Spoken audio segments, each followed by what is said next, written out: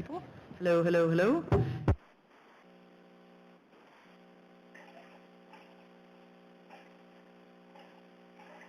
Is that Kathy?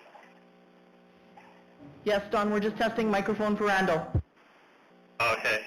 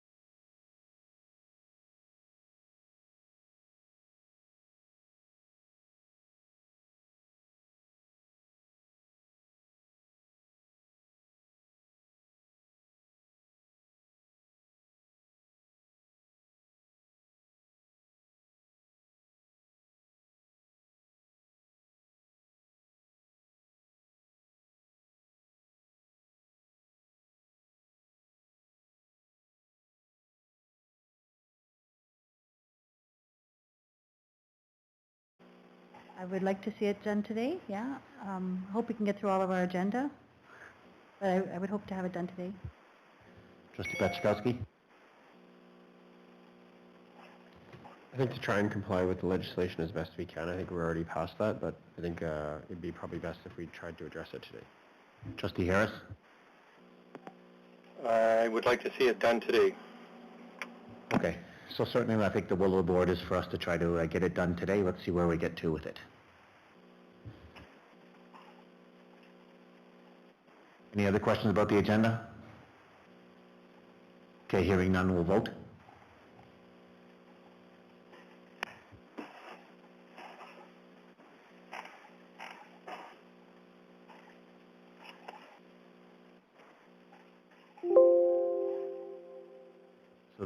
So the agenda passed 7-2. Thank you. 3.1 is Chair's comments, so a reminder to send all questions to scarlton@sunrisesd.ca. Put your name and address of the sender to be included in the email. And again, tonight we are going to do a little bit of a public budget presentation and look for some feedback for some people.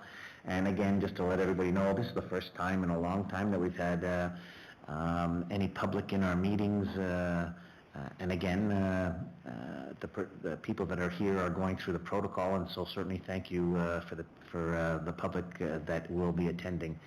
And if you do have any questions, again, certainly send questions to scarleton, CARLETON @sunrisesd.ca. We're going to share a story, so I'm going to open the floor to Trustee Duma. You wanted to go ahead and share a story? Thank you. Thank you, Chair. I need to remind... Can I take my mask off to speak? No, I can't. Okay. Sorry, that... I thought with distances it would be all right. That's okay. I would like to take this opportunity to share a story, and I would like to take this time to honor the memory of former Sunrise School trustee Gladys Hayward Williams. Gladys served as the Ward 4 Oakbank and area trustee for 2 terms, 2006 and 2010. It was an honor to serve side by side with Gladys. Gladys exemplified by her actions and her words a strong desire to serve the students, families, and her community. Gladys actively promoted democratic principles and regularly encouraged trustees to be well-informed, educated, and principled in their decision-making. Gladys continued to advocate for her community, including her most recent letter and petition to our board requesting a ward boundary review of the trustee electoral boundaries. I would like to extend my sincere condolences to Gladys's family, friends, co-workers, and to all those who knew her so well. Thank you. Thank you, Trustee Duma. Anyone else share a story? I'd like to share a story. Go ahead, Trustee Nicol. Actually, there's 2 stories. First of all, I know it's a little bit later, but usually Remembrance Day was the 10th, and I usually like to talk to students and staff and anything before I get the information, so I had the ability to talk to students and staff about the Remembrance Day that Whitemouse School put on. They did it virtually, but they also did a PowerPoint, and meaning the whole school saw what was going on, and the things that I was getting from the people that I talked to was that they came together, the community, even though they didn't come in person, they were able to see one another, which they hadn't seen before because they had cohorts. So if you're on a bus and you're not a cohort, and there's not a bus that you're on, you may not see that person for a whole year. The way that the school is separated, that people can go in one area of the school and not go to the other area of the school. So I'd like to congratulate the staff and the students and the principal of the school for putting on a presentation that honored the veterans of our country. The other thing I'd like to mention is that I've noticed I usually go to get my mail around 10 to 12, and that's when all the students are coming out and going downtown, and I have a chance to talk to them.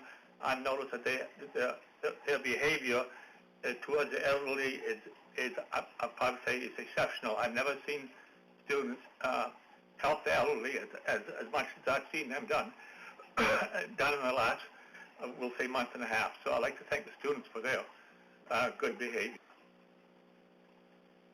Thanks, Trustee Nichol. Much appreciated. Anyone else share a story?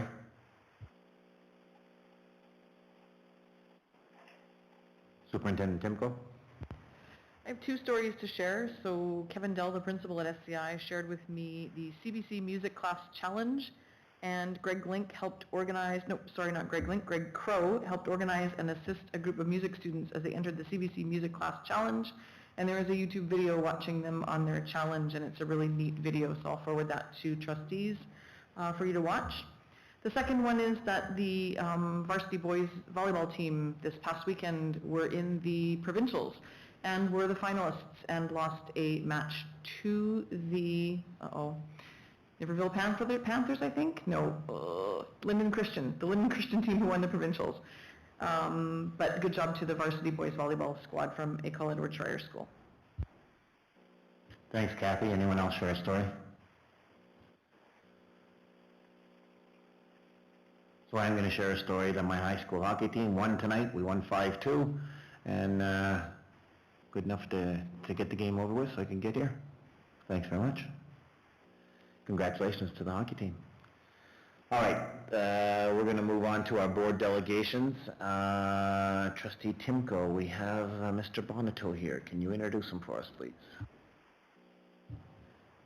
Absolutely. I would like to introduce you to Randall Bonato, who is the principal of Whitemouth School.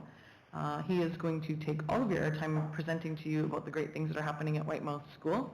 And so I will turn the floor over to Randall. Welcome.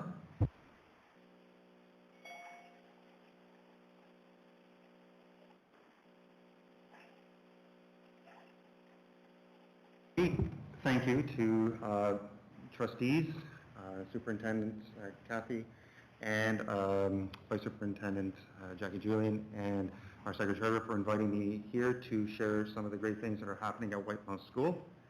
Is that better for you? That's just not. Okay.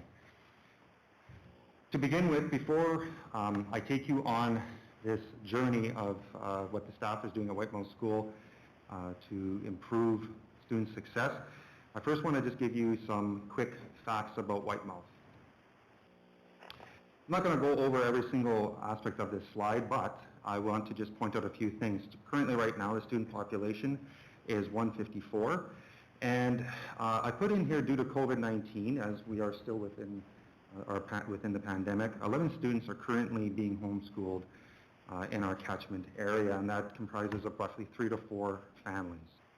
Our staffing, and I'm going to just concentrate on this area within the presentation, is right now 12.1 full-time equivalent for teaching, resource, guidance, and learning support. Okay?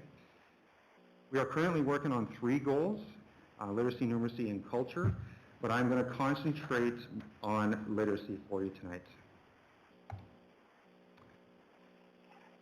Our literacy goal, when I came to the school in 2019, hasn't changed too much. It's been pretty much the same with some wording being changed around a little bit, but this is where we're at today. And that is students from K to 12 would demonstrate improvement in reading, writing, and comprehension as measured by divisional continuums and a school-based rubric. In 2019, when I sat down with the literacy committee, we came up with a 5-year plan on how to reach this goal. We are currently in our 3rd year. We want to develop a very balanced literacy approach right from K to 12, and we want to center it around critical thinking and comprehension, incorporating some forms of formative assessment. That formative assessment, what we wanted to do was direct our instruction on specific strategies in comprehension. We wanted to bring together staff to collaborate to enhance literacy practices and provide professional learning opportunities to increase teacher efficacy in literacy. Around all of this, we also wanted to use the response intervention to target gaps in any learning in literacy. So the next slide that I'm showing you is what we worked on in our 2nd meeting. And we wanted to just have some form of understanding of where we wanted to go, something more graphic for us, and that's where the RTI model, the response intervention for literacy, came from for us. In the first 2 years, we concentrated on the green zone. So our green zone, think of it as the size of instruction. It's the core instructional piece that we are applying to all students. That is in form of formative and summative assessments, and this is where we started to think of ways that we can incorporate some formative assessment to guide our instruction. And that came through with the SCA, which is our student comprehension assessment, which is what this will be mostly about. We do it twice a year, October and March, and we also look at some other outcome-based assessments. 15%, roughly, is our Tier 2 level, and that's where we bring in students grouped homogeneously for small group intervention. Staff that are involved in that, of course, is your classroom teacher, learning support teachers, and resource. This is to increase reading, writing levels, and strategies as we continue to still work on our green zone area, our core literacy instruction. We increase our support as well when we have Tier 3, students in the Tier 3, that's roughly your 5%, and that brings on one-to-one intervention to decrease the gaps in learning and literacy. Year 3 and 5, we are just starting our year 3. We are still working on the green zone area as our target, but now we are incorporating the yellow and the red and helping those students. This will become more clear as I go through my presentation for you. So I'm going to explain the first 2 years of our literacy project.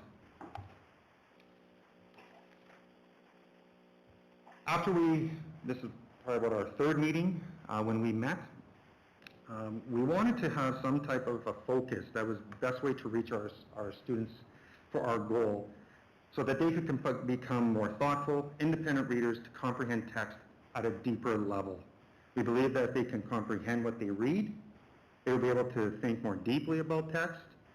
They can focus on what's important and retain and apply information in new and different settings. Based on this, our primary focus was at the beginning for the first 2 years on comprehension. When we talk about comprehension, I brought my experience from Gimli High School, where I was for 3 years, and as well as implementing this type of program at Edward Schreyer School. We look at monitoring reading, what kind of strategy students will have. We look at inferring, which is the assumption of what they're going to read.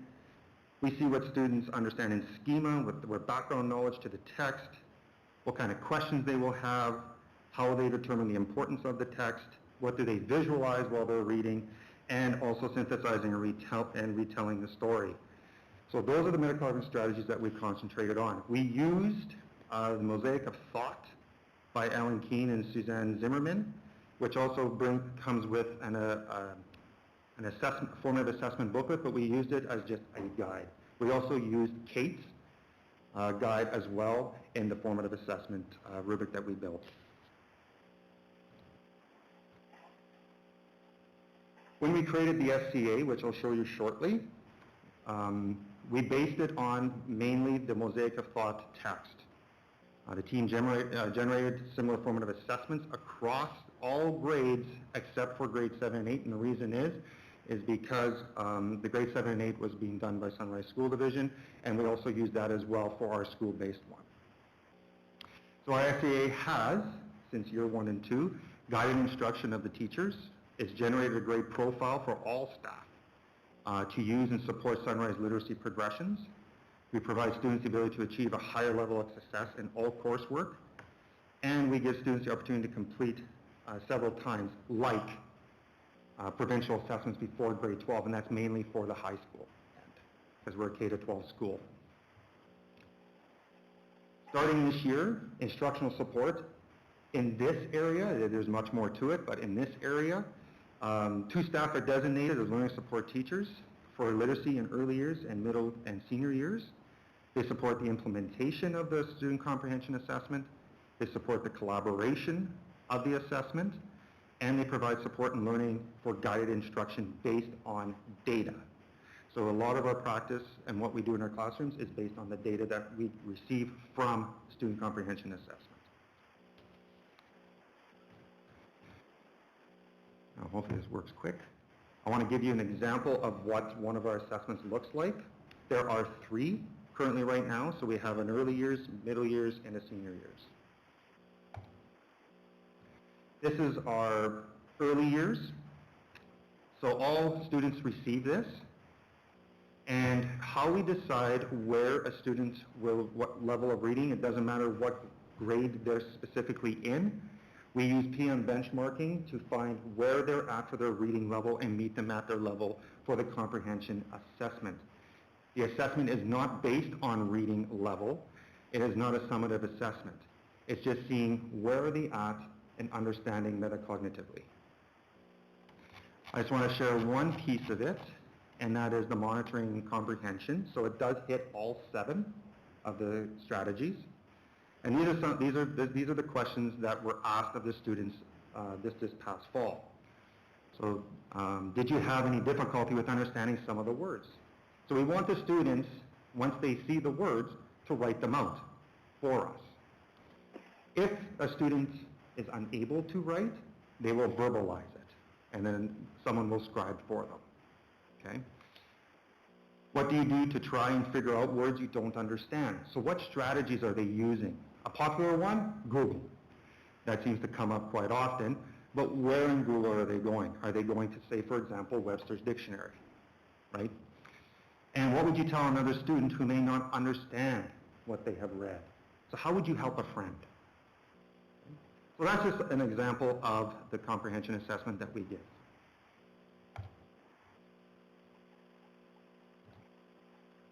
Once we do that, all staff will, on collaborative time, we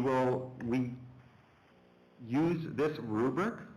This rubric, all the teachers will use and assess the comprehension assessment together. They sit together and they bounce ideas off. What do you think of this student's answer to this question? I'm rating it as, let's say, a 3, and then other staff members say, well, I think it's more of a 4. So they have those professional conversation and dialogue around the assessment for student work. It's not just one teacher.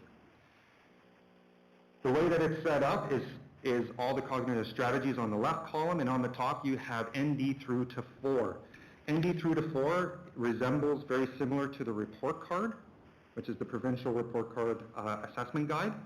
And ND, meaning not determined, the student didn't say anything or doesn't understand any of that piece. To 1 is a fluent, they're fluent with it. They are independent in number 2, they are skilled in number 3, and they are very proficient when it comes to number 4.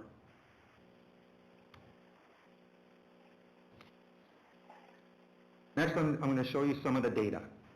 So, of course, for the presentation purposes, I took out which class this was, and I'm just putting it as this was a fall assessment. Okay? So once all that information is done, I take all that information and I create the data for the staff. I then have a meeting with the staff, each person individually, and we go over what is being presented in front of us and have a conversation around where are we going next. So in this situation here, for this class, when we had the teacher and I had a conversation, we decided that what would be best for their students as a class as a whole, meaning the green zone as core instruction, would be to work on synthesis. And the reason that we chose synthesis is because we currently have, as you can see on the left, there's 2. We currently have 2 in the ND and 2 in the 1. If you remember before, the 1 is your fluent. They're fluent, but they still needed some assistance. So we wanted to improve that. Others as well were below, where we had 3 being fluent and 1 in questions, for example, not determined. We could have went there, but we felt at this time it was best for synthesis. So after we have our conversation, the teacher will take a look at the text because it's broken up very nicely into each metacognitive strategy, what we decide on, and they use it as a guide. It is not the all end of all. Okay? What they do is they use that as well as they look for other sources to improve synthesis as a core instruction in their class across all curricular subjects.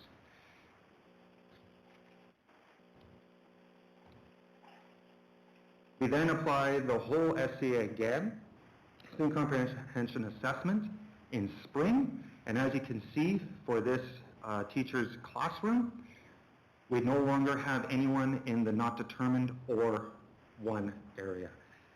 And if you take a look, number 3, the third part, 7 students in that class improved a lot compared to the other graph.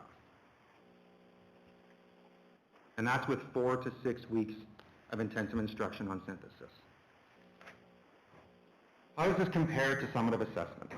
That's one of the pieces. Right now, we've got this, but how does it correlate over to summative assessments? And where are we going to get that? We look at the report card data. Before I explain the 2 graphs that you're taking a look at, I want to talk about the bottom piece. So previously last year, as a staff, we put students in red if they was not determined. So with the 2 graphs, you see critical and reading. The reason that you see critical and reading and not the other 3 outcomes is that these are the 2 that we believe is the most appropriate compared to our student comprehension assessment. These are what we're trying to improve as well, and see if there's a correlation happening between the 2. If a student got a 1 or a 2, we would put them in the yellow. If a student got a 3 or 4 in that category, in critical thinking and reading, they would be in the green. So when we look at this, Term 1 data shows that we have 47 students in green for critical thinking and reading. After intervention, when we look at synthesis, or teacher may look at questioning, or they look at visualizing, or they look at schema or inferring for other classes, I'm just saying in general, and there's intense concentration, we see an improvement for students. We move over to 48 and 53 in the second term for critical thinking and reading. The other piece that's noticeable for us was that we had 27 down to 26 in the yellows, obviously moved up, and then we had 23 in the reading previously down to 18. But what was concerning to us was the fact that there was 5 in the red. Okay, so what do we do there? That's where we come in now with our literacy plan for the year 3 to 5. This year, we started a learning support program through response to intervention.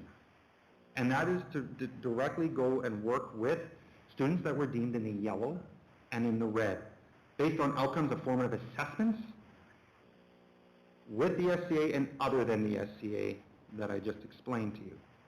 Some of the assessments are also used to decide where students are sitting in the red, yellow, and the green. Our focus is reading and metacognition. We use PM benchmarking and reading progression to see specifically where students were in red and yellow based on summative assessments as well. Several programs that are being used to bridge the gaps in learning is guided reading, language experience. Home reading program is being implemented now. Words Their Way, Rhyme Magic, Total Language Experience, Printing Without Tears, Words Their Way assessments for early and middle, and implementation of programming such as on iPads and using Epic. Communication is one of the most vital aspects when it comes to learning support between classroom teacher and the learning support teacher. Programming in progress is shared weekly, almost daily, about what is occurring. Co-constructing of lessons and units occur, as well as team teaching based on green planning with red and yellow being supported within the classroom. Since we started this program, there's excitement because we have seen several students, primarily 4 or 5, that have moved from red and now have moved into the yellow based on formative and summative assessments with intervention in the yellow and the red area.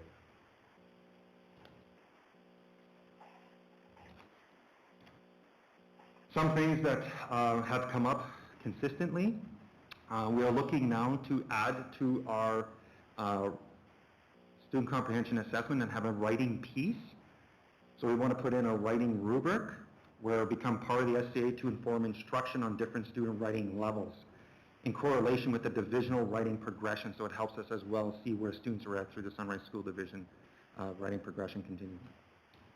We're also toiling with the idea of a communication rubric being added as well, working on the 4 C's of 21st century learning skills, such as critical thinking, creativity, collaboration, and communication. The school-based decision-making money that we receive at White Mountain School is put into these areas. So PD opportunities for staff, divisional and outside resources are being utilized.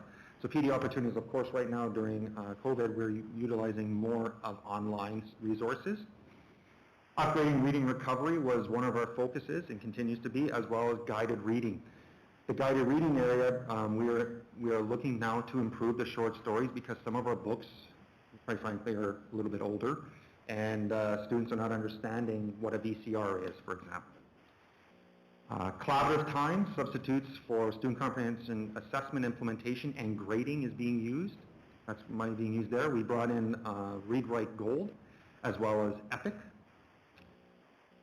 We have purchased more iPads so that there's more students have access to them, and library resources improving selection of library books such as graphic novels have been implemented as well. So the last piece of my presentation, I just want to give you a little quick look at, in a very quick piece, at the culture piece that we have been working on. So pre-COVID, we were working on growth mindset.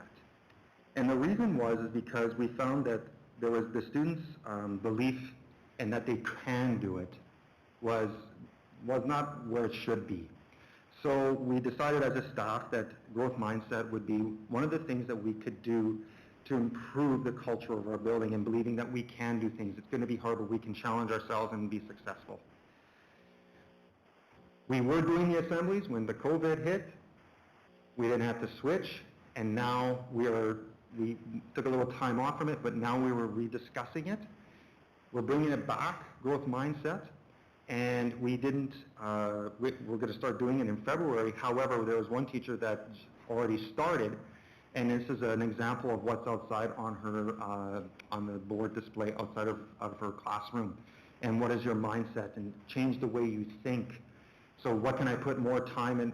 You know, I can put more time and effort into my work. I will do my best, right? And that's all we're asking, just try your best. So that's part of the culture that we are bringing to White Mountain School.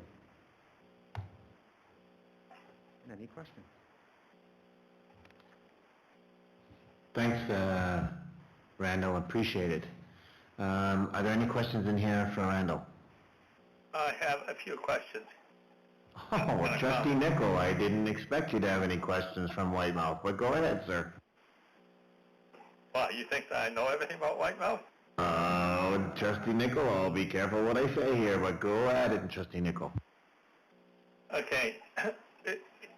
What value, or did you find that there's any value in, because in Whitemouth School, most students in 1 to 6 have the same teacher for, in some cases, 2 years in a row. Does that help the education of the students?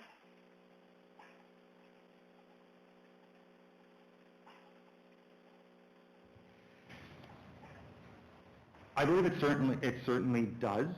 The reason I believe that it does is because it creates very strong relationships and trust between the student and the teacher. Once that relationship is there and built, and the trust is there between the student and the teacher, learning can be enhanced. If you don't trust, I'm just going based upon my personal experience, if you don't trust someone, sometimes it's more difficult to learn from that person.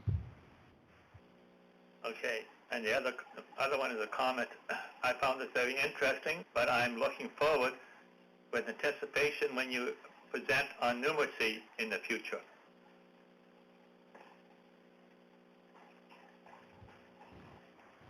I will do that, Trustee Nicol. It is similar but different, and I will present that the next time. He said he was going to do that for you, Trustee Nicol, in 5 years' time, so I'll wait for you to go ahead and do that.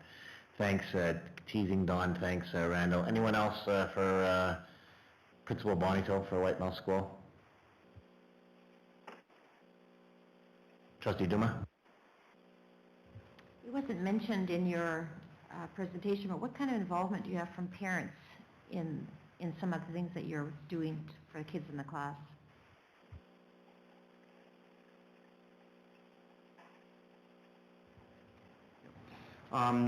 Involvement of parents, well, to be honest, since the beginning of COVID, we needed to first figure out how we were going to keep the parents involved within the students' education.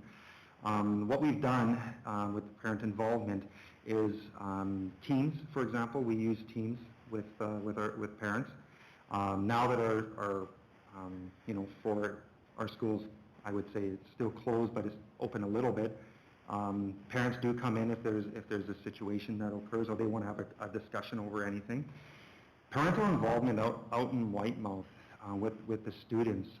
I have to be very honest with you, Trustee Newman, is that I've been in a few schools, I've been a couple divisions, and out in Whitemouth, the parental involvement and wanting to know how can we help?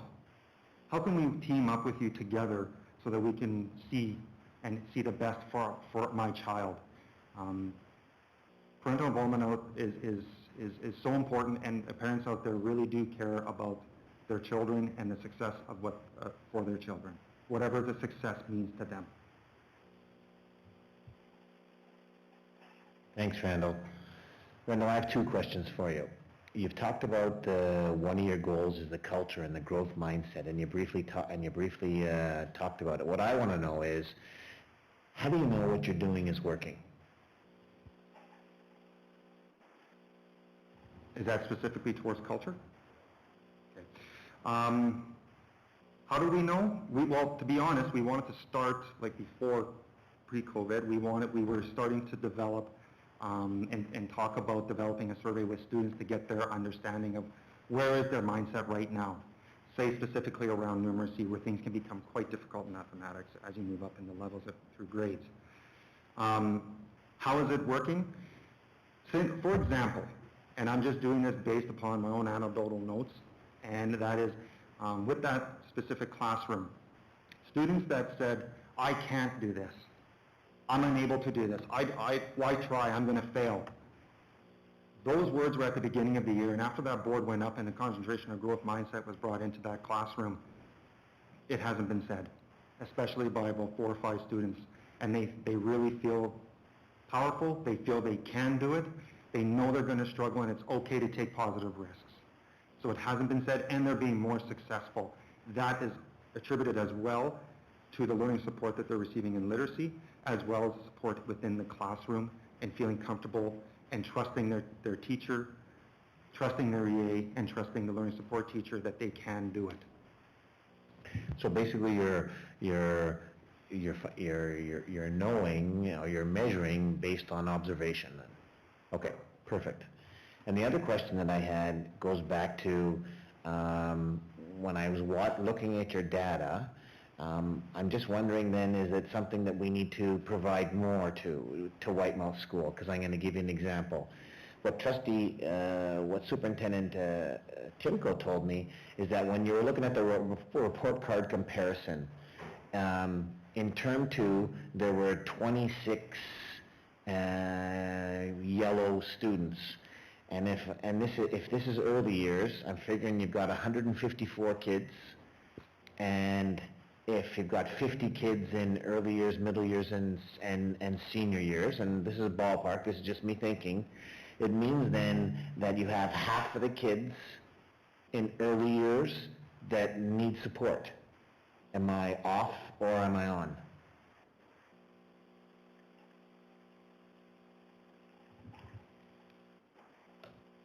Needing group support and bridging that gap, yes. It can be, but it's based upon whatever outcome is being assessed at that time. It's not based upon a whole broad approach, right? So students sometimes will really be a 3-4, a green, no problem, and a couple, and all of a sudden, they're struggling a little bit here, so we're going to give you a little bit of guided support. The student comprehension assessment and the comparison within the report card data, right, that's bringing a whole piece, but we're not concentrating just on the whole gamut. We're concentrating for learning support on the yellows and the reds. It doesn't encompass 50% of our staff, of our student body. Okay, thank you. Any other questions for Principal Boniface from any of us? All right, so we'd like to thank you on coming out and presenting to us, and we know that you're probably going to stay with us till about 10 o'clock, so thanks very much for doing that tonight. Thanks, Randall, for coming out. We appreciate it, and taking the time and giving us a little bit of a sneak or a little bit of a peek about Whitemouth School. Thank you. So I'm going to move on, and I'm just teasing Randall. If I were you, I'd leave right away. We have a draft, that's not a draft. Where am I here? We now have a public budget presentation, and that's being provided by Mr. Carlton. The floor is yours. Thanks, Mr. Chair. I'll speak just very quickly to the process in terms of how we roll through a budget with an end goal of having an approved budget by this board to the province by March 31st. Around this time, usually every year. In fact, we started a little earlier than this, started at the beginning of November. We've had a couple of meetings already. We began the process of developing our budget for fiscal year 22-23, which begins in July of 2022, so about 7 months from now. The end goal, as I said, is to have an approved budget into the province by March. We generally receive some wording on the funding we expect to receive from the province around the end of January, but we have a series of meetings lined up as a board to start developing our budget through January and February. So when we sit down, generally around this time, I think last year was early December as well, it certainly isn't our intention to present any sort of draft budget to the public. It's our intention to go through quickly some high-level information on some of the challenges we face and some of the priorities that this board sees, and to listen, get feedback from the public in terms of what the board's priorities should be as we continue to work through the process over the next 3-4 months with an end goal of having a budget into the province by March 31st. So I'm going to go through very quickly some high-level information here, hopefully 5-10 minutes. We do generally at this meeting every year in early December invite the public. Obviously we've been challenged the last couple of years in having public meetings with members of the public present, so we will certainly accept input at any point in time throughout the process, right up until I think our second meeting in March is the 15th. That would be our intended date to have the budget approved. So any members of the public listening or watching will certainly accept input sent to myself, scarlton at sunrisesd.ca, or we have a specific budget email set up, budget@sunrisesd.ca. Certainly if you'd like this board to entertain what you feel are priorities as we work through the budget presentation, and we certainly read and review every piece of consultation we get. Earlier in the process would be better than later to allow that board to incorporate what the public sees as priorities into the budget process. So that's going to be probably the longest part of my presentation. I'll work through some of this quite quickly in terms of a vision and some of the priorities that we look at. Obviously, our primary goal as a school division is to educate children. Our vision statement is that every student will have the opportunity to experience the joy of learning in the Sunrise School Division in order to be better prepared for the future with the knowledge, skills, and values to achieve their own personal goals. Bit of introduction. I'll just go through the list. Trustees that are present and or on the phone this evening, and then senior administrative staff that are here as well. We have our chair, Trustee Magnon, Vice Chair, Trustee Jarek Pachkowski. Trustee Nickel is, I believe, on the phone with us this evening. Trustee Harris also on the phone this evening. In the room we have Trustee Diane Rowland, Trustee Duma, Trustee Inslee, Trustee Barry, and Trustee Reed. Also in the room, senior administrative staff, Superintendent Kathy Timko, myself, Scott Carlton, who's the Secretary-Treasurer, Jackie Julian is our Assistant Superintendent of Learning and Student Services, and really forgot the most important person in the room was our support person, Stacey Boniface. So thanks, Stacey, and apologies, I missed your name on The board certainly has priorities when it comes to educating students, literacy and numeracy being one of those key, obviously, priorities, as you just heard Principal Bonato speak to some of the literacy goals for Whitemouth School. Improved literacy and numeracy results at the kindergarten to grade 3 levels are a priority so that students can improve in being lifelong learners as they work their way through school. Also, the board is focused on communication, enhanced communication to the public to instill confidence and increase clarity and consistency from the division, staff, parents, and students. And always provide enhanced, increased, and innovative learning experiences for students. All of our staff in Sunrise are beginning to use, have used for a bit now, data triangulation, responsive teaching practices and class profiles to help them instruct in the areas of literacy, numeracy, languages, and active learning. I'll talk a bit about a high-level information in a second. One of our challenges, obviously, you'll see the Sunrise School Division map here is the sheer geographic size of our division, running from the western border of the division around the perimeter highway of Winnipeg, all the way up to the northeast Powerview, Pine Falls area. So we are geographically one of the largest school divisions in Manitoba, which creates some challenges for us, obviously, in terms of transportation and some other costs. Our enrollment as of September 30th this year, and this is full-time equivalent students, 4,685 students. We have 13 public schools, 6 colony schools, and 4 adult learning centers spread out across the division. We operate and maintain about 860,000 square foot of facilities, again, all across the division, the vast majority of that school building facilities, but also office buildings and transportation facilities. Our school division takes up about 7,180 square kilometers, so it's a pretty significant size. And our buses, our 92 bus routes, travel about 2.7 million kilometers a year to get our students to school safely.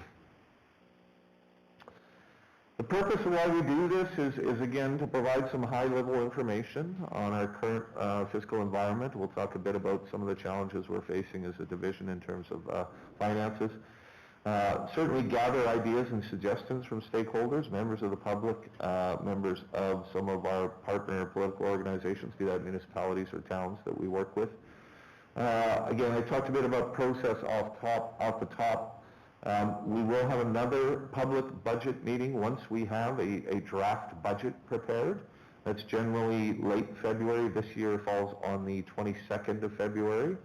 So if you are interested in seeing what our final draft budget looks like, there's certainly one more chance for stakeholders to provide feedback on that draft before it is approved on March 15th. And the intent today is to, again, hear information from the public as we work through the process to help inform us of what priorities should be as we work through the process. A bit of financial information, and I've kept it quite high level. You'll see our budget over the last 2 years. Our provincial funding has stayed fairly static, $37.3 million in 2021 to $38.07 in 21-22. I've broken down our expenditures on our budgets, 2021 budget of $68.6 million, the 21-22 budget of $69.7. You can see the vast majority of the expenditures in the division are directed right into classrooms. 75.3% in 2021, and actually increased that to about 76.7%. So 51.7 million and 53.4 over those 2 years. Directed right into classrooms. We're talking teaching and support staff, educational support staff, curriculum materials, things like that. Overhead and support services, 14.1 million in 2021, 14.2 in 21-22. When I talk about overhead and support services, certainly things like administration, transportation, maintenance, all of these sort of background support that isn't directly educating kids but goes into the education of students, obviously. And then capital and other costs. These are things that we purchase. Capital acquisitions could be buying buses, buying IT equipment, other costs associated with that. Again, for the most part, directly impacting the education of students. Well, mill rate, and this is a bit of an apples to oranges comparison, so, you know, certainly I could provide more information on this, but we had a high mill rate of 24.2 in 2009. Last year it was 13.527. Bit of a misnomer. We all know what's happened to the value of properties everywhere in the province over the course of the last 10, 12 years. They've increased exponentially, obviously, and that's led to a decrease in the mill rate. But in my 3 years here, we've managed to decrease the mill rate each year, so we're quite proud of that. We expect that and hope that as we work through the process, that will continue again this year. That's certainly one of our focuses. As we stand right now, as of our most recently audited financial statements, June 30th of 2021, Sunrise currently has an accumulated surplus of about $2.245 million. So we're in the black to the tune of about $2.2 million. Under the province's threshold, we are not allowed to carry an accumulated surplus of more than 4% of our budget, which for us would be about $2.8 million. So we are limited by provincial parameters, and we're just under that limit. Our enrollment, that's kind of small to see, but you can see it hasn't fluctuated a great deal. I think we're at a high back in 2010 of about 4,600.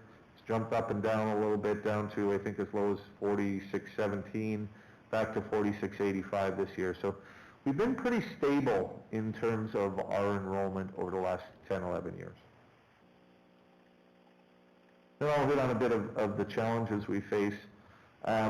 Definitely finding funding for divisional initiatives. When we talk about funding that we receive from the province, a lot of that is directed to very specific items for which we are to expend those funds within the education field, obviously.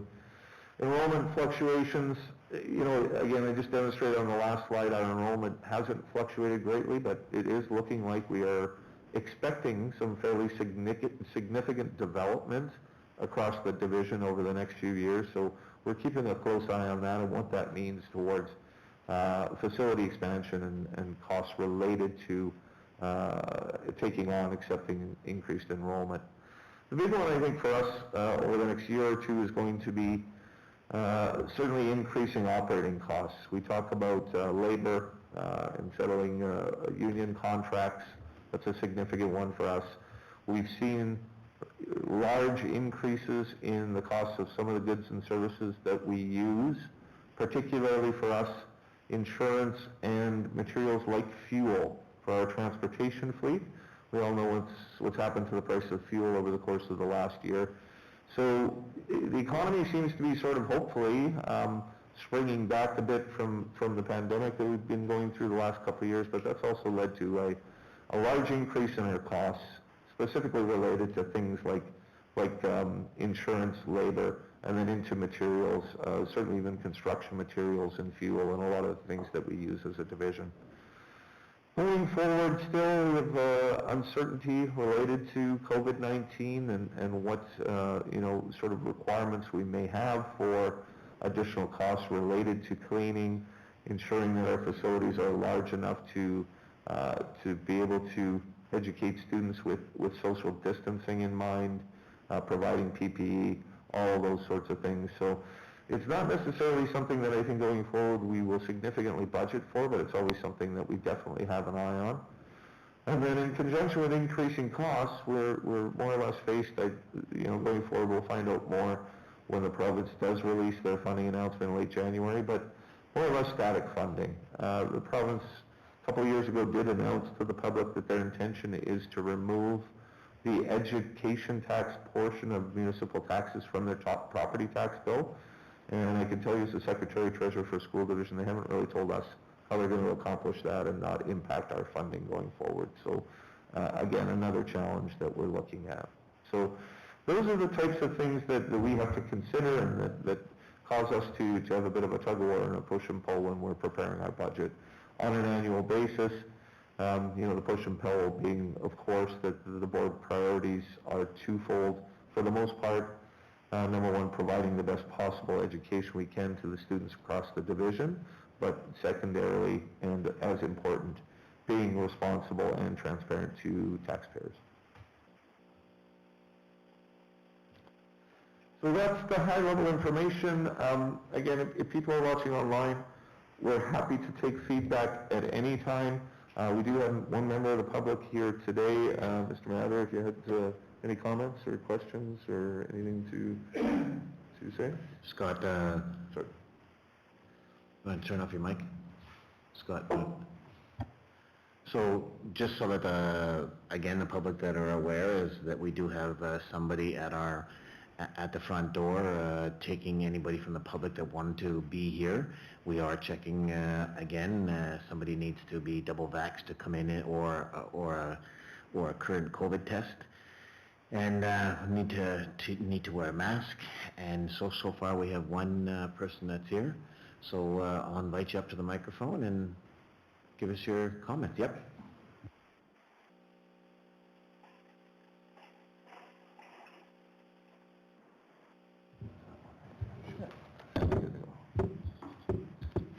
Making a noise.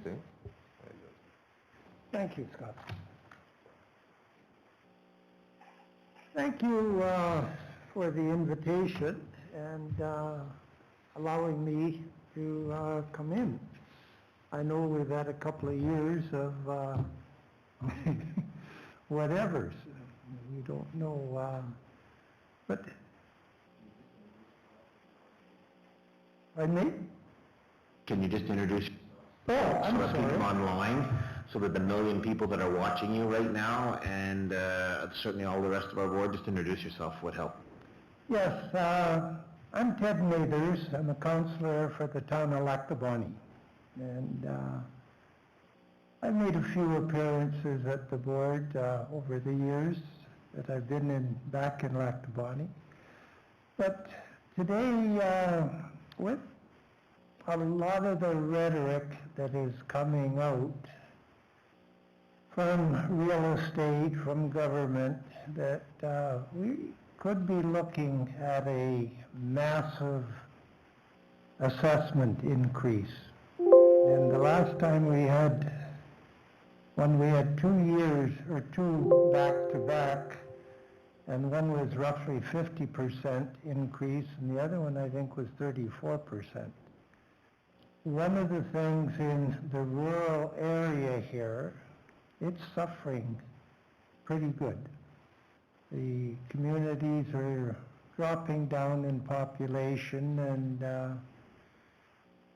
if we get hit with something like that, would it be possible to start thinking today about that? Because if it comes, it's going to come and hit hard, like it did the last time. And one of them was a couple of municipalities in the province didn't take the increase. They bit the bullet and stayed with the mill rate the way it was before on the old one, and figured it out. And one of the other things, the province has indicated they want to remove school taxes from properties. And here we received on our school taxes a 25% reduction. Will there be any idea or inroads towards the government on their funding that they cover 25% more on their side to us, and help bring that down and be a little bit more equitable? So, and at the moment, you know, you are going to have your budget presentation on the 22nd. I'll be looking forward to that. And will there be any chance that the draft would be out before the meeting?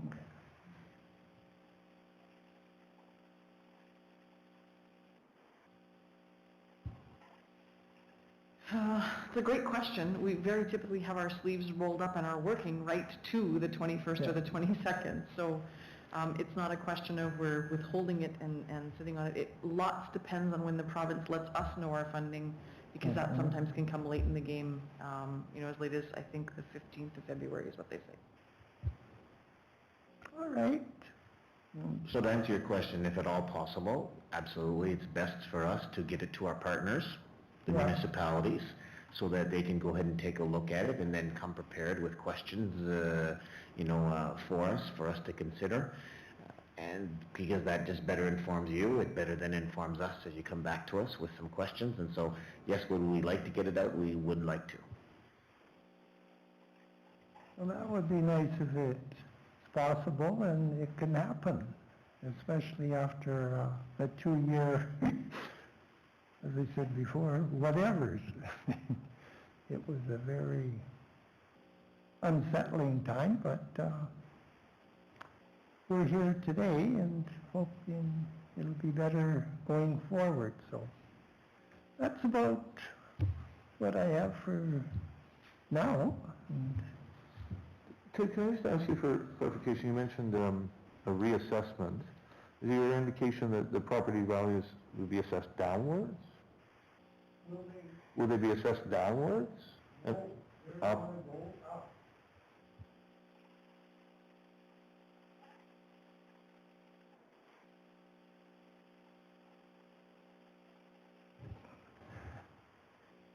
I've had people come in and, just talk and whatnot, and I mentioned to a couple that the homes were selling for about, double the price that they were a few years earlier, and I said, well, they asked what mine would be worth, and I said, well, 8-9 years ago, it was assessed at $500,000 or 514, I can't remember now, but it was up in that range. And I said, if it stays double, that will give you an idea what it would be worth. And it didn't seem to bother them one little bit. I thought, holy grapes. So, I don't know. We'll just have to wait and see and go. And I will tell you, I lost my riverbank pretty extensively, and I appealed my assessment and had 100 and something knocked off the land, and but I'm expecting that to go back now, because Hydro did repair it, and we'll see what happens. But I do believe it's time for a big increase. We haven't had any for a few years, and that will set us back quite a bit. So. Well, thanks, Ted, for coming in and sharing your thoughts. And again, if we can, like you said, if we can get that information prior to February out to municipalities and the public, we'd like to go ahead and do that so that people can come back to us with comments. Thank you very much. Thanks. Scott, are there any other comments from online people wanting to present from what you brought tonight? I've not, but we'll continue to repeat the email addresses a couple of times. We'll definitely accept input as we work through the process, so feel free for any of the public to email myself or the budget at sunrisesd.ca email anytime. Okay, thanks, Scott. We're going to move forward.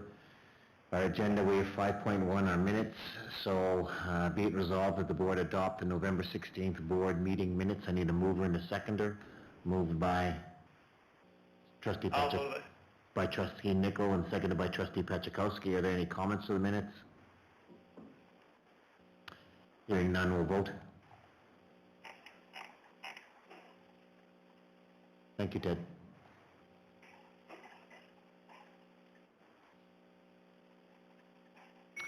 And the minutes were passed 7-2. Thank you.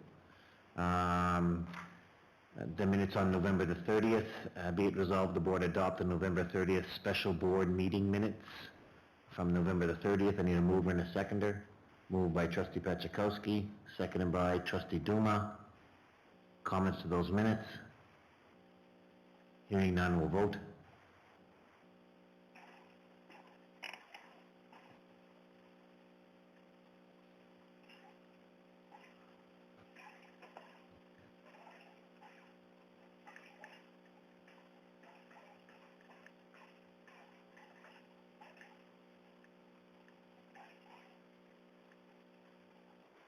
just know that I didn't see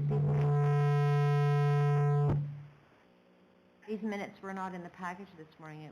They were not there when I opened it up, so they must have just come in.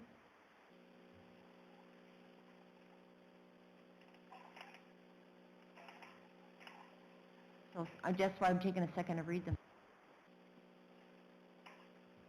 So the minutes were late coming in, and that's on it. That's my fault, because there was some clarification that our assistant was seeking on my behalf, and I missed the request and didn't get back to her in time. So that's on me. My apologies.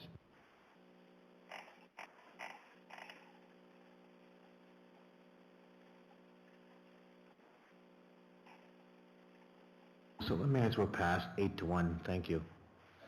6.1 is our superintendent's report. Kathy? Awesome, thank you.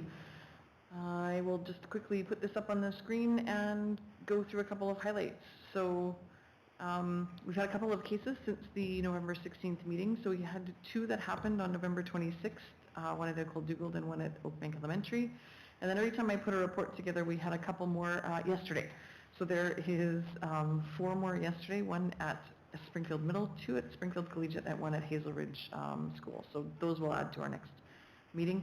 Again, we also have cases of students who are not in school that sometimes parents will tell us about and sometimes public health will share with us with parent permission. So the dashboard, the provincial dashboard, or the place where we can go look at that, that will tell you all of those numbers according to public health. Big piece for us is on November 12th, the new public health order came in, which impacts our recreational and extracurricular sports. So that came into play yesterday. And any of our student athletes who are over the age of 12 years old and who are opting to play sports at school or in the community have to have either proof of vaccination or a negative test result. It's been a bit of a struggle, so we've had this information on the public health order since the 12th, but we didn't get guidance from the province until the 2nd. We have been communicating with all of our coaches and all of our schools and giving them everything we could, but we're unable to share those guidelines until this past Thursday. So everybody has those and we're all set to go. Athletes who are 18 years of age don't have the option for testing and need to be fully vaccinated to play sports in the community or at schools.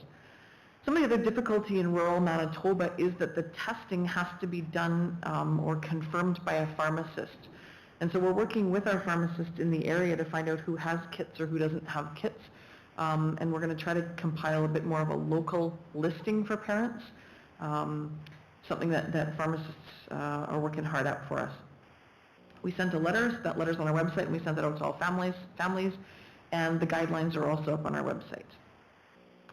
COVID vaccinations have started for 5 to 11-year-olds. Again, there is no mature minor possibility. So we've fielded some questions from parents, and it's a very good question. Consent has to be provided by parents for the 5 to 11-year-old group, period. So there has to be parent consent. Schools are not the only place that someone can get their vaccination for their child. There have been super sites with vaccinations, there have been doctor's offices, there have been pharmacies, there have been all sorts of places and spaces. The 2 pieces that we need to know as a school division are that if there is an in-school clinic, a parent would have signed a consent form and that they are allowing to have their child vaccinated at school. If it's an in-school clinic, parents have signed off that they're not going to be there during the in-school clinic during the day. So we also have after-school clinics so that if parents feel they'd like to be there with their child at school, they can come to the after-school. That is not a divisional decision, that is a decision by public health. So that is something that we don't control or own. If we're hosting an in-school clinic, it's kids only. If it's an after-school, it can be parents with. So those are the 2 that are really important to us. Last week on Thursday evening and Friday, we had parent-teacher conferences, and there's been some very positive feedback from parents, and we're going to continue to take a look at that. Our principals are giving us some data to look at, and have had some very positive feedback thus far from parents who decided to come and do the in-person or do the virtual or phone conferences. Last thing, I think, before the holidays are creeping up on us really, really quickly, and there are more and more travel restrictions coming out. So we do want to make sure that we send a letter home to all of our families and to our staff who may be traveling outside the province over the holidays. Just that reminder that it is super important to check the criteria and the guidelines because it's changing quickly. And that may have impacts on whether or not a student can return right away back to school or whether a staff member can return to work after the holiday. So we're going to wait pretty tight to the holidays, but just that reminder to anyone who's traveling over the holiday break to really, really be careful and thoughtful checking those criteria because it's changing quickly. I do want to wish everybody, all of our staff and students and families, a safe and healthy holiday break. It is coming up, I think, in almost single digits of days away. And it is a great time for people to get outdoors and to spend some time and to just maybe relax with their own households and perhaps family members according to the public health orders, and hopefully we can all do that over the holidays. I am truly blessed to work with great people in the Sunrise School Division, and I say that to my schools all the time. I believe that they're knocking it out of the park, and the same goes for our families and students. I walk into schools and I can watch people doing exactly what they need to do, and I've learned to read the smiles in kids' eyes. They're having a blast being at school and following those rules, so it's great to see. So from all of us, just have a happy and safe holiday. Thanks, Kath. Any questions for Kathy? Trustee Inslee?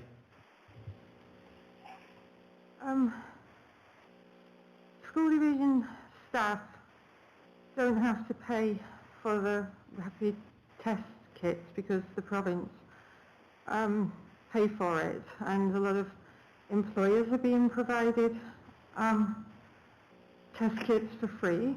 I'm not sure I can bring a motion forward tonight, but I intend to bring one to the first meeting in January that the division superintendent petitions, if that's the right word, the province to request additional tests because there's parents who are single parents can't afford tests.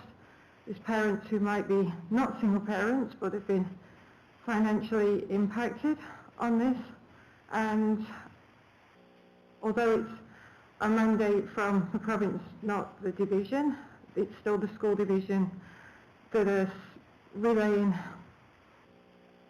the mandate. So I want to bring a motion forward that we get free tests that parents are allowed to have who need to get their kids tested to have them in sports. And my second question is with the 5 to 11s, if will parents, regardless of vaccination status during school time, be allowed to be with their kids even if they've given consent? Because I have problems with this, and I think that if a child as young as 5, the parent's given consent, that the parent should still be allowed to be on the school premises with the kid when they're having it. Yeah, so the first one, again, the kits are being provided by the provincial government, so if this board should choose to ask me to write them and ask them to consider that, then absolutely this board can do that. This board could decide to spend their own funds on that. Those are things that are this board's prerogative to do. Right now I have to follow what the province has shared with us, and so that right now is that it has to be a pharmacy approved test. If that needs to change, absolutely, I think bring that forward and this board can discuss that. The second piece is the 5 to 11-year-old vaccinations. And again, that is a public health and that is a Manitoba education.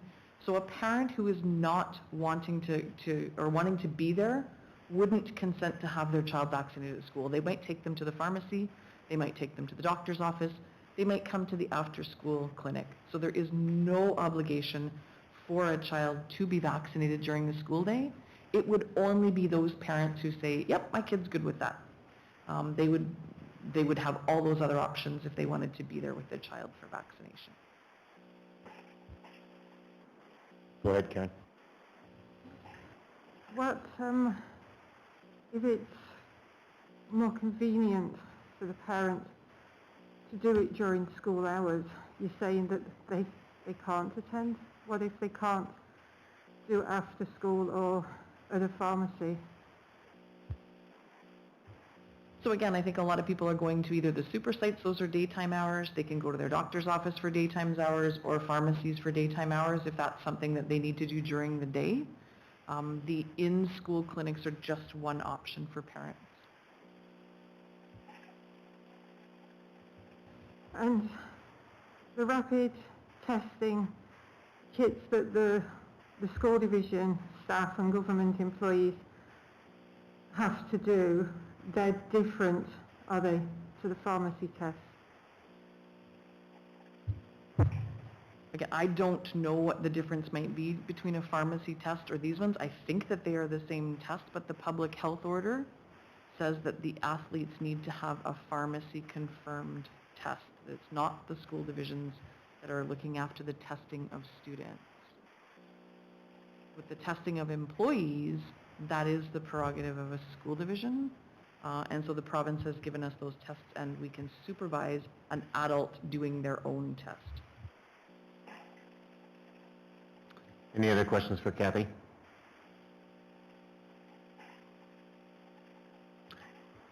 So Kathy, I'm going to make one comment. So today was the first day where my hockey team and the visiting hockey team had to go ahead and present at an arena. And so we play out of East Selkirk, and so we played Kelvin High School. So the kids at Kelvin High School got off the bus, and they had to present an immunization card, as well as the kids from our school to go ahead and do that, and it certainly went with incident-free. If there are no more, Kath, let's move on to the draft reporting schedule that you just have. It's for information, but go ahead. There is one notable piece that's missing, and that would be the Term 1 K-8 report card marks, because we haven't yet been able to pull them out of Maplewood. We're too tight to report cards just being issued in parent-teacher conferences, so we're going to bring that to the January meeting. When I do the report, I'll leave that unhighlighted as in incomplete, and then I'll highlight it when we do it in the right box. That's the notable. Thank you. Anybody online want to ask Kathy a question? Okay, hearing none, we're going to move on. 7.1, Scott?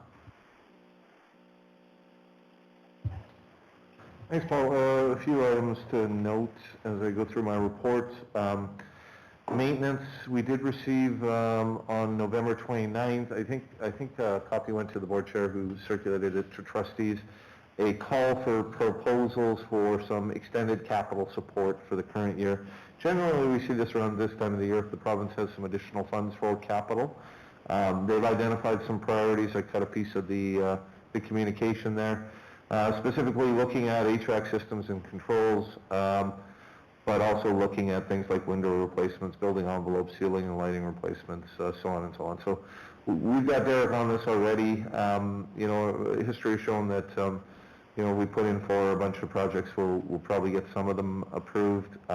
Accessibility is one thing that we're looking at. We certainly have an item on our capital plan, 5-year capital plan that's been a priority for the last few years. So, but we'll probably put in multiple projects.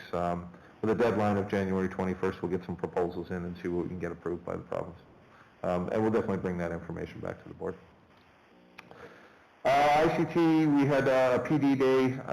It was Parent-Teacher Day last Friday, so I want to thank IT for doing some training.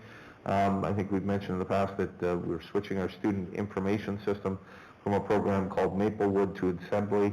So it's very important that our secretaries and our school administrative staff understand how to use the new system to track student attendance and marks and things like that. So we did a full day, I think it was a half-day training session on Assembly. Looks pretty intuitive to me. I kind of had it in the background as I was working away, and Gord did a great job presenting, and the folks from Assembly as well. Something that will impact trustees, you heard me talk about multi-factor authentication. Basically an extra layer of security on our systems. So ICT has come up with a solution that supports what the insurance company is looking for. That may impact you as trustees, so I want to make you aware of this. We'll certainly have some support standing by if you have any questions at the start, but if you choose to log into your Office 365 account from a network that is outside of Sunrise School Division, you'll have to have a secondary system that will provide you with a code. So probably your phone, you'll get a code to your phone and then have to enter that code into the computer to access. It's an extra layer of security, and again, it's something that our insurance company has been looking for, really just due to the prevalence of hacking and some of the data theft that's been going on. So we've got that ready to roll out. It actually says on here December 6th, which would have been this week. We pushed it back a week, so we're looking at rolling it out as soon as next week. Communication will certainly go to trustees, but again, if you need help, we'll have supports available to get you through it the first couple of times to log in. Transportation, some good news again. We're slowly getting back to normal. Route 131 to Selkirk, which had been suspended pretty much since the start of the year, is now back and rolling again. We've onboarded 3 new drivers in the past couple of weeks and have 5 more in the training process. So, you know, as you got some coming in, you've also got a couple of PowerView drivers announcing their retirement as well, so some are coming out. But I think Jason over there is winning the battle. I think we're getting more coming in than we have going out. So we're slowly getting back to the place where we can start doing some of the routes we suspended and sort of uncombining some of the routes that we've combined to make it easier. So good job weathering the storm in transportation, and we'll knock on wood that we're getting back to normal now. We just have to get some decent weather for the next 4 months, and everything's great.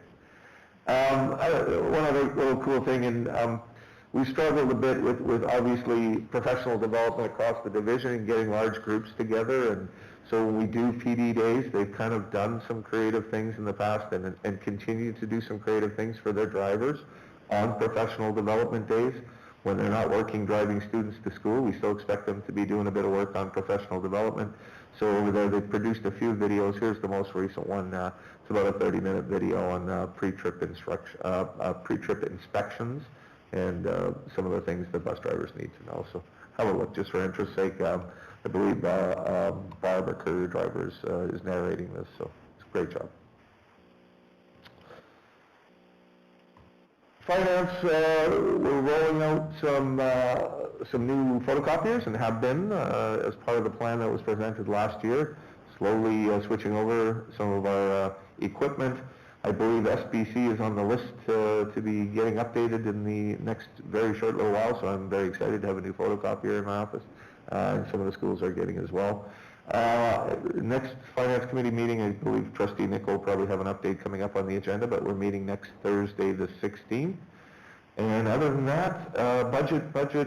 I'm meeting with operational departments, met with transportation yesterday, I met with maintenance this morning, and I'll be meeting with ICT tomorrow to go through specific budgets and look for opportunities to create efficiencies, but that's certainly the priority for our finance department over the next month or two for sure. And that's pretty much the report. Thanks, Scott. Any questions for Scott? Anybody online question for Scott? So Scott, I just want to make one comment. I noticed you talked about accessibility. I do remember seeing a principal of Hazelridge School in here talking about accessibility for the gym, I think. Oakbank, does that ring a bell with people about accessibility to the gym at Oakbank, not at Oakbank, at Hazelridge School? Is that something that would be something that they would go ahead and request? It's just something that I remember. Yeah, that's the one project I was referring to, Trustee, that's been sort of, I think, top of our priorities in terms of our 5-year capital plan for a while. So this may be an opportunity. We're certainly going to include that on the proposal we submit. Okay, thank you. Seeing no other questions, we're going to move on to 8.0 board business, COVID costs. Scott, do you want to take us through just quick information? Yeah, super quick information. Again, we're tracking obviously to spend substantially less, about 10% of what we had spent last year, largely related to reduced requirements with regard to surface cleaning, and the majority of the costs we incurred last year were related to a couple of things. Certainly furniture to provide social distancing in classrooms, some technology, and then cleaning supplies, which we didn't have an abundance of at the time. And then a significant extra cleaning cost. So since the province basically has said that surface transmission is minimal, it's reduced a lot of that. So yeah, we're tracking about where we expected to be, about 10% of our costs from last year. Thank you. Any questions? It was Yeah, I have a question. Go ahead, Trustee Nicol. I'm having trouble with my ESP. I haven't got, all I got now is my superintendent's report. I haven't got Secretary Treasurer, and I'm wondering if there's something going on, or whether I should shut everything off and start all over again, or whether, okay. It must be the waves out in Whitemouth, or if there's a storm out in Whitemouth. But everybody here, Don, just kidding. Everybody here seems to be working fine. So, okay, I guess that's spoke too soon, because all of a sudden okay, we're going to move on. Decision-making matrix review. I think that Jared, can you update me on any where we were last time with this? Do you remember? Yeah, we made some good progress. We just have to schedule another meeting, so we have to meet again. So probably, to be honest, right now, looking probably sometime in January, hopefully, and we'll get something together in the new year. Okay, thank you. I do know that we did say that we wanted to try to finish up in December, so let's try to see if we can finish it up in January. The ARM Broken Ed proposal to subdivide, that's for information. It's revised. Scott, is there anything new to add to that? Just encourage trustees to have a look at the letter. We did some revisions to try and add a little more detail around why it is we're asking for 10%. I think it could still use more tweaks yet, but we're looking at meeting again on future capital plans and land planning. So let's use this as an example. We can continue to tweak the communication that we send. Okay, so we are going to try to bring our group together. Thanks for that. 8.4 is our monthly enrollment. Is that you, Kath? That's just for information. Okay. Any questions about our monthly enrollment? 8.5 is me, trustees in schools. It's more of about trying to get the pulse of schools, and I don't know if any of you have been able to get into schools, or and again, I think that probably most of us have said that we're careful about getting into schools because of COVID, but just something that I was just trying to ask people about is, have we touched base with as an administrator, have you touched base with your administrators in your schools, you know, to pick up the phone and give them a call to find out how things are going as we move through the Christmas holidays? Certainly maybe to say thank you to them, but it's also to find out how things are going as we move forward towards into budget time. So again, I'm just asking, putting that out, is there about trustees getting into schools, picking up a phone, is there an appetite for going ahead and doing that? And I can tell you that, am I somebody that's in Poverty School? I am. Trustee Barry, I'll come back to you, Don. Well, thanks, Mr. Chairman. I think as long as there's a pandemic, my personal opinion, I don't think trustees should be in schools. And I have no intention of being in any schools as long as there's a pandemic. So how's your way of finding out how the schools are going, Trustee Barry? I can communicate by email or phone, that's no problem. Okay, so that's working for you? Thank you. Yep. Trustee Nicol?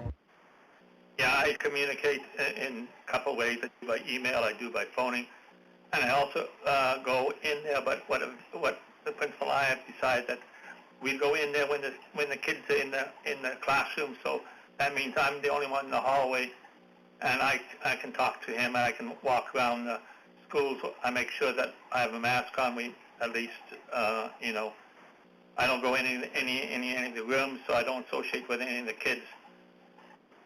So that's the system I use. Thanks, Don. That's a good one. Anyone else want to comment?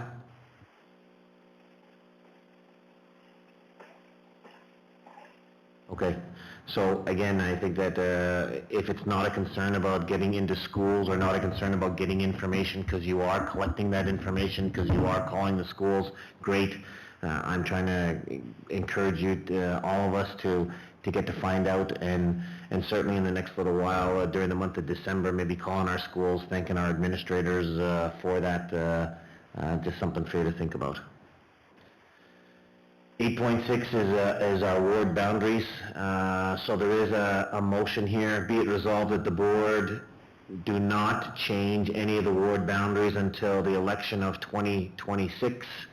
There was a notice of motion on that. Trustee Nichol, are you going to make that motion? Yeah. So there's a motion also, motion by Trustee Nichol, seconded by Trustee Reed. Any comments to this motion from anyone? Trustee Duma? I think the motion doesn't satisfy, I think, the question. I think the motion should more read that the board is not going to make any ward boundaries before the next election, make any changes before the election of 2022. I think going into 2026, I think the public wanted to know whether there would be any changes before the upcoming election. So I think this doesn't address the issue that we had. Are you suggesting an amendment to the motion? I can't amend it. I think it would change the whole context. So I would rather just not, I'm going to vote against it. I could propose a second motion. Thank you. Anyone else want to comment on the motion? Well, if I'm the last one, I will comment. But anybody else? Don, let me give everybody else a chance first and see. Trustee Rowan?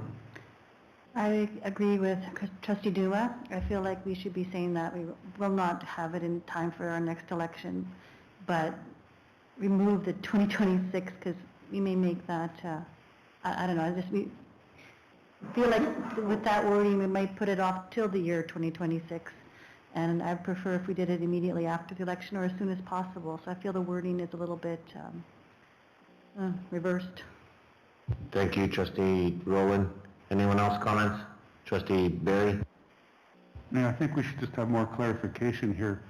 The board doesn't have the authority to change ward boundaries unless we have approval for the province of Manitoba. So that should be in there somewhere, I believe. So originally the motion talked about was just do a review. So he's being here, be resolved, the board do not change any of the ward boundaries until the election of 2026 because the call was about for a review of the ward boundaries. But again, Mr. Chairman, we have no authority to change any ward boundaries unless the province agrees with it. That's my point. Yes, we would have to go ahead and do a review and then go to the province to do that, yes. I'm suggesting an amendment that the province of Manitoba has to be a part of this process. So what is your amendment to the motion? That the board, be it resolved that the board will not change the ward boundaries until, with the approval of the province of Manitoba until the election of 2026. Trustee Nichol, do you agree to that amendment? Can you read it again?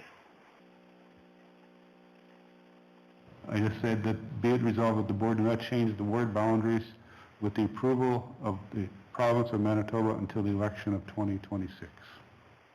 No, I don't agree with that because we got to change the boundaries first and then get approval.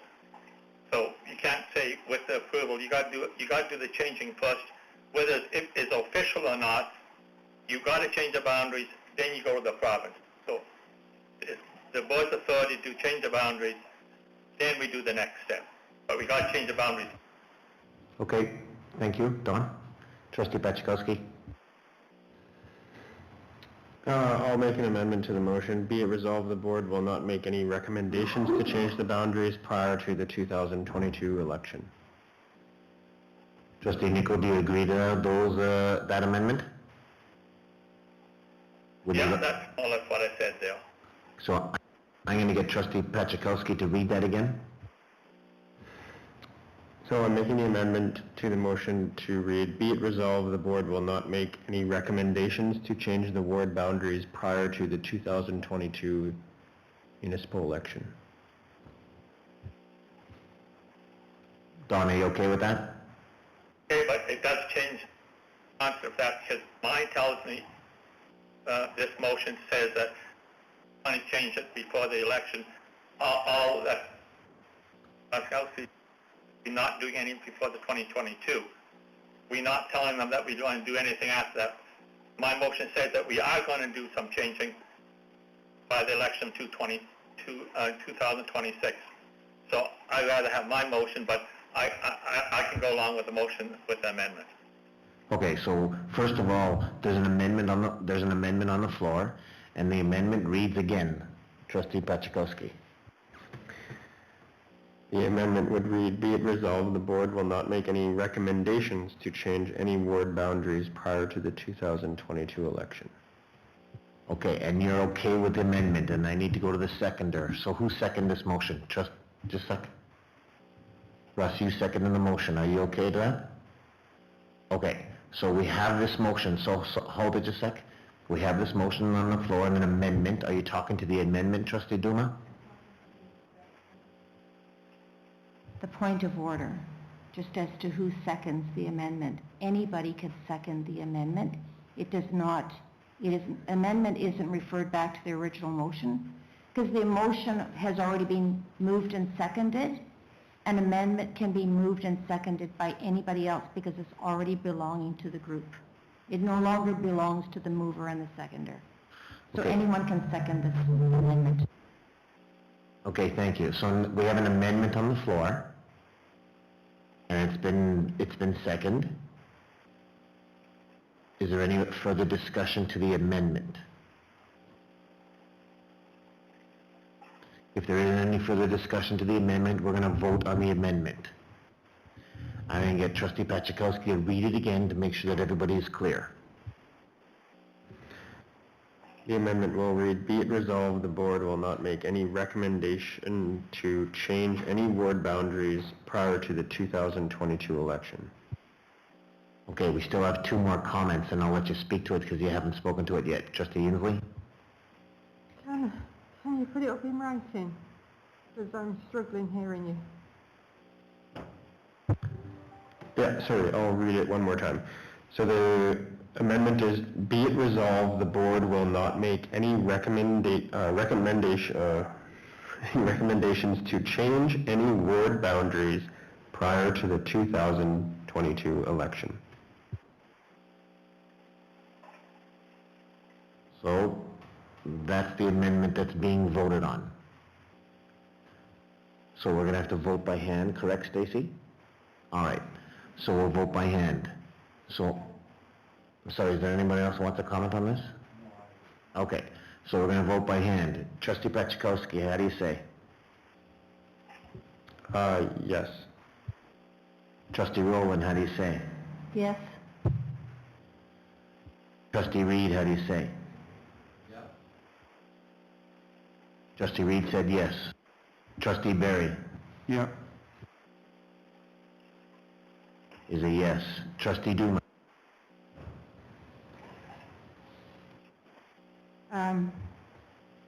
Yes. Trustee Inslee? No. Trustee Inslee's a no. Trustee Harris? Yes. Trustee Nichol? Yes. And Trustee Magna is a yes, so it passes 8-1. So that is the amendment. So now we're going to go ahead and vote on that amendment, right? Sorry, we just voted on the amendment, but now we need to... The amendment passed. Okay?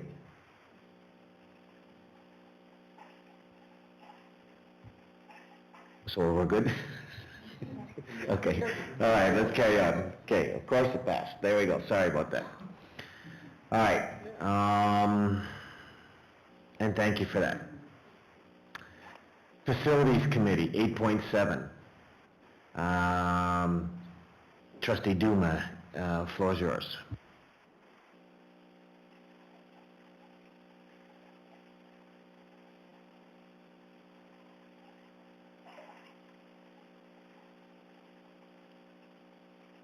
I don't hear anything. She hasn't started talking, Dawn. The rest of us are waiting. It's okay, Dawn. She hasn't started talking. I've got to put the mic on. You know, the purpose of this motion or idea coming to the board was to see if there was any interest on the board to even consider having an ad hoc committee. So I put some thoughts down on paper. I don't really want to have my thoughts be the only thoughts. I wanted to see if there was interest on the board So the only thing I could think of is possibly to, if the board moved, that the board strike a committee to discuss a facility review committee. And then they could discuss it and see if they come back from the board with any recommendations based on some of the things I brought forward, or have some of their own ideas. I think there just needs to be some time to talk about it with anybody that might be interested. So what you're proposing is that you strike an ad hoc committee to find out if there is interest in going ahead to put together a committee for facilities, and during that committee discussion, or during that discussion, the staff can certainly share their views on it and what it will take from the staff to go ahead and do that. Right, and it could lay out, the parameters and what things might be of interest, look at what kind of information we have, and then just bring it back to the board and say, would you be okay with this committee moving ahead and doing these things if the committee decides that's what they want to do? So I think there needs to be a time to discuss it. Okay, so I'm gonna go around to the trustees to think if this is a good idea, and then I'll turn to Kathy to kind of find out her thoughts on it as well. Trustee Inslee, thoughts? I agree with Trustee Doomer, it's a good idea. Trustee Berry? Yeah, it's a good idea to have a committee like that, yeah. Trustee Reed?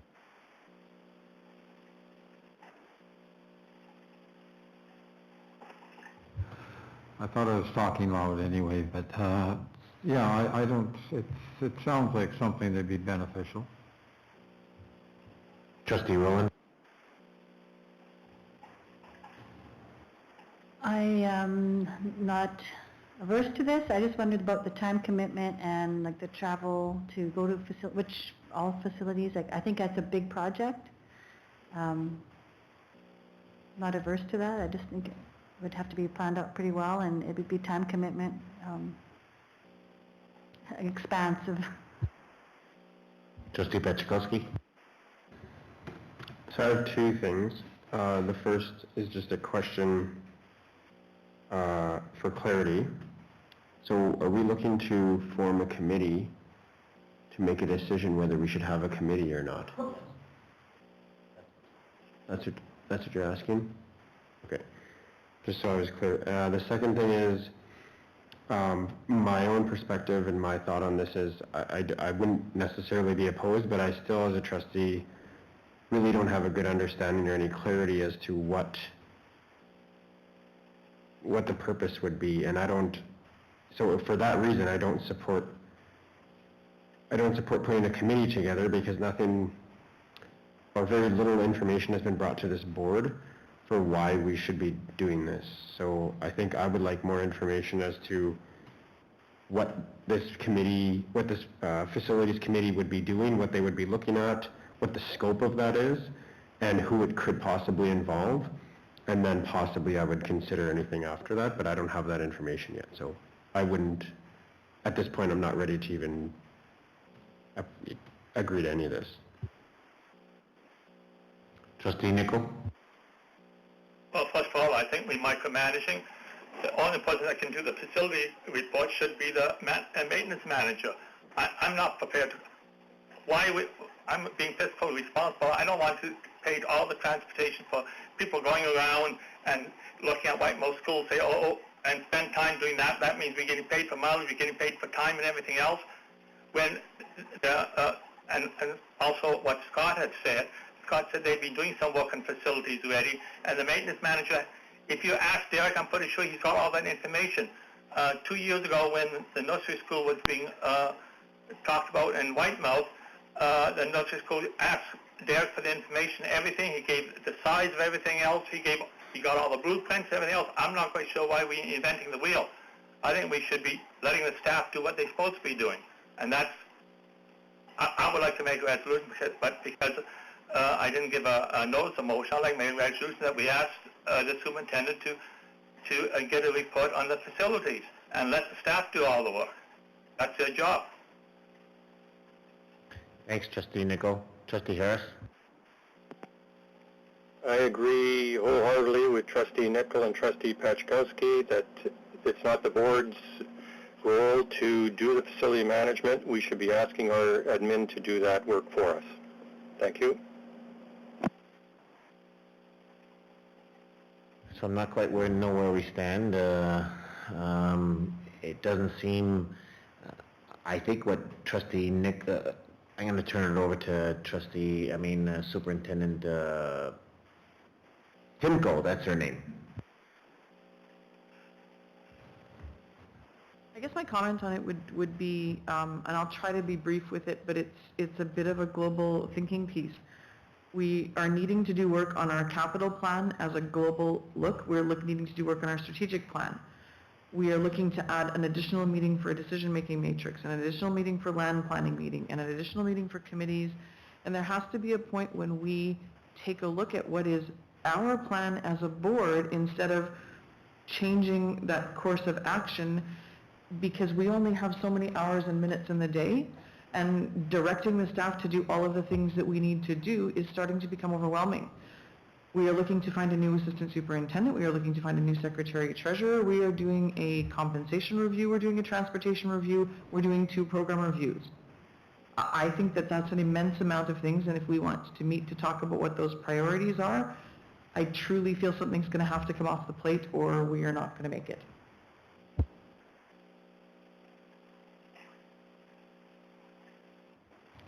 Suggestions? I'm pretty sure that if you ask Derek, within an hour or 2, he probably could give you, he probably got all the stuff on his computer, because I know for White Mouse he did it the next day, so that means he probably had it all on his computer. He's probably got all the sites. He's got the maps and everything that you need about every building in this. I don't think it's too much for Derek to do.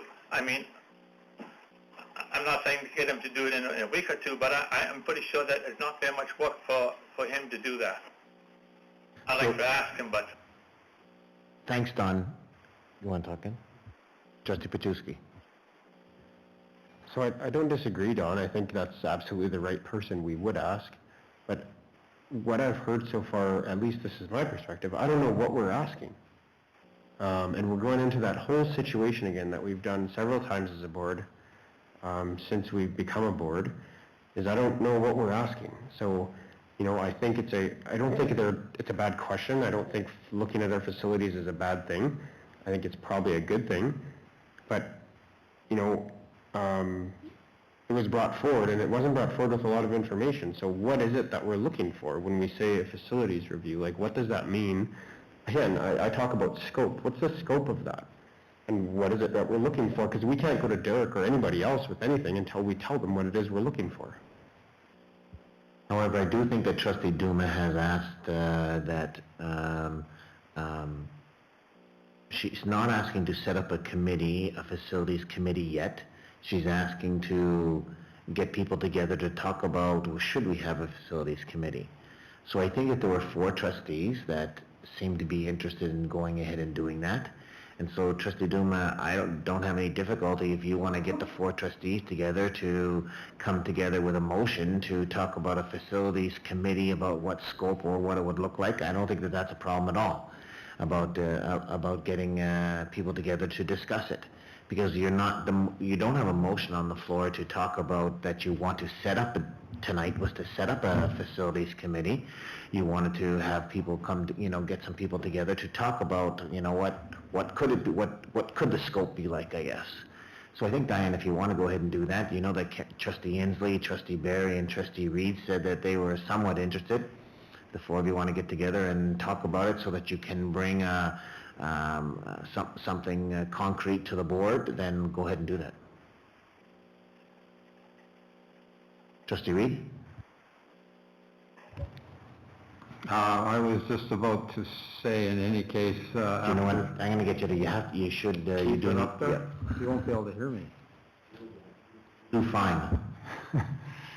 After listening to the arguments, I think that I agree with the side saying that we shouldn't be doing that, simply because I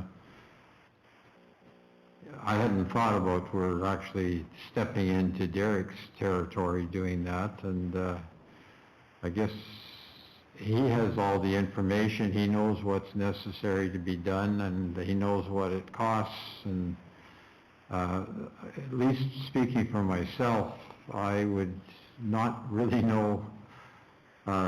First of all, I wouldn't know about upgrades or anything and what they're going to cost and how much money is available, and so I kind of think he's the expert, and we are stepping on his toes.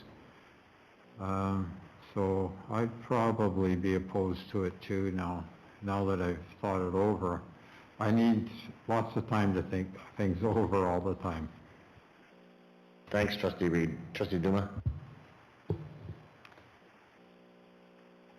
I'm trying to stir up an interest in the board and to see where it lands. When you propose a motion to 9 people or an idea to 9 people, I appreciate that people think about it and maybe explore what other school divisions are doing. It is not uncommon for a school board to have a facilities committee. In fact, they're often called transportation and facility committees or maintenance and facility committees. They're not uncommon. They're done across the province. So I kind of just threw it out there. I think the facilities are really interesting. We kind of have meshed in ward boundaries. We've meshed in bus transportations. We've meshed in population growth. And I think it's a good thing to have the board just be a bit more educated on what their facilities look like in the school division. I don't want to fine-tune the details. I just kind of wanted to initiate a conversation. And so what would it look like?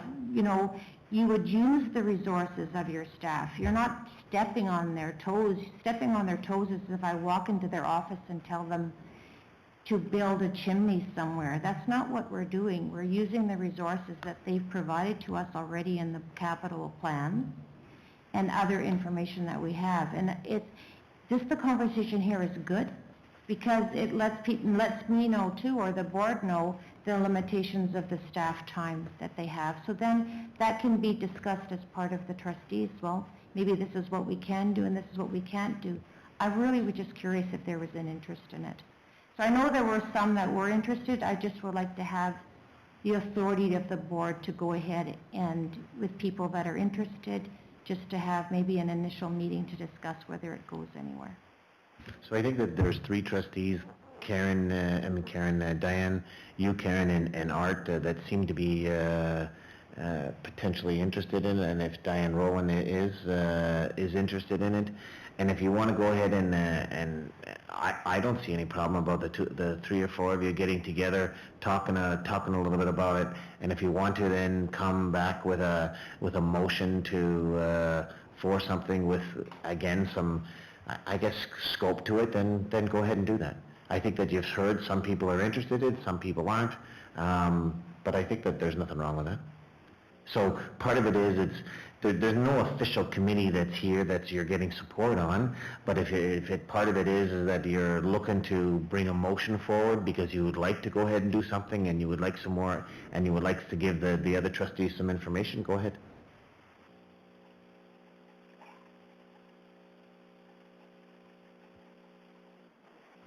Okay, so we're going to move on. 8.8 is the seclusion policy, and there's a motion here, be it resolved that the board approve the seclusion policy number 20, seclusion in the Sunrise School Division Board Policy Manual. The policy has been there for you. I need a mover and a seconder to it. Trustee Harris. Moved by Trustee Harris, seconded by Trustee Rowland. Comments to the policy? Trustee Duma? No, I was just asking if someone could just speak to this policy.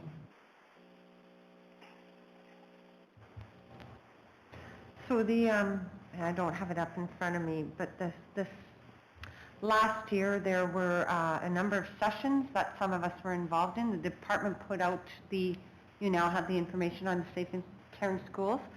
The department put that out. We then engaged in sessions with the department about what this all meant. And essentially, the document is the policy along with the procedures. It's almost an, insert school division name here. I was very clear that all those elements had to be part of our policy and then our procedures that go along with it. We actually decided as a SECA group, and that's the East Interlake Coordinators Association, that involves 10 school divisions. We get together as student services administrators and that. We decided to write it together. So the policy that was presented to you and the references and procedures that go along with it were written in collaboration with the 10 school divisions that are part of SECA. So I think a practice that we're going to see more of, I was just at a 3-day conference with Sam. There's going to be some stuff coming out around suspensions, and again, the department is encouraging divisions to just write them together rather than having 37 different policies that mean the same thing. So the policy that you were presented by the policy committee was written with the 10 Southeast Interlake divisions together. Thanks, Jackie. Anyone else? Trustee Duma? So you say that there's procedures, or where are the procedures? So basically, you have the policy statement that was provided to you, and then the rest of that document talks about all the different, of course can't think of any of them right now, all the different pieces. So we would use that as procedures as what we would be doing in schools. I'm going to pull it up. So just for clarity then, the reference documents in the policy are what you're using. You're not writing a separate procedures document for the procedures manual, correct? And this policy goes under the board policy? Yes or no? Yes. Yes. The policy statement is the board policy statement. Jackie?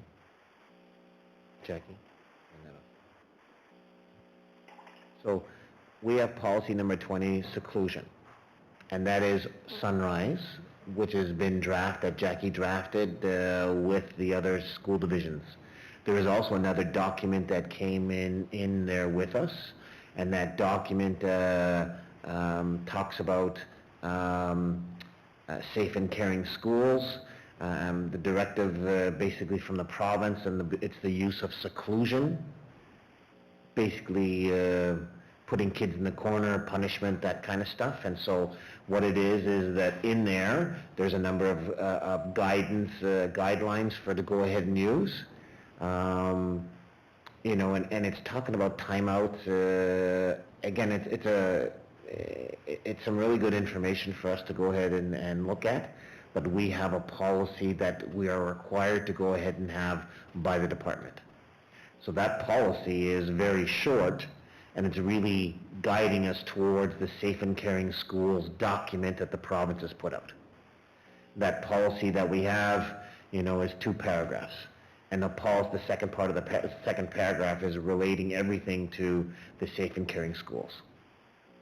Trustee Pachikowski? Yeah, it's also important to note that, until the board passes the policy, which is something that's required of us, that's sort of when the procedure would sort of be laid out. And it sounds like it's already laid out for us anyways, and it looks to be obviously in line with what the policy is.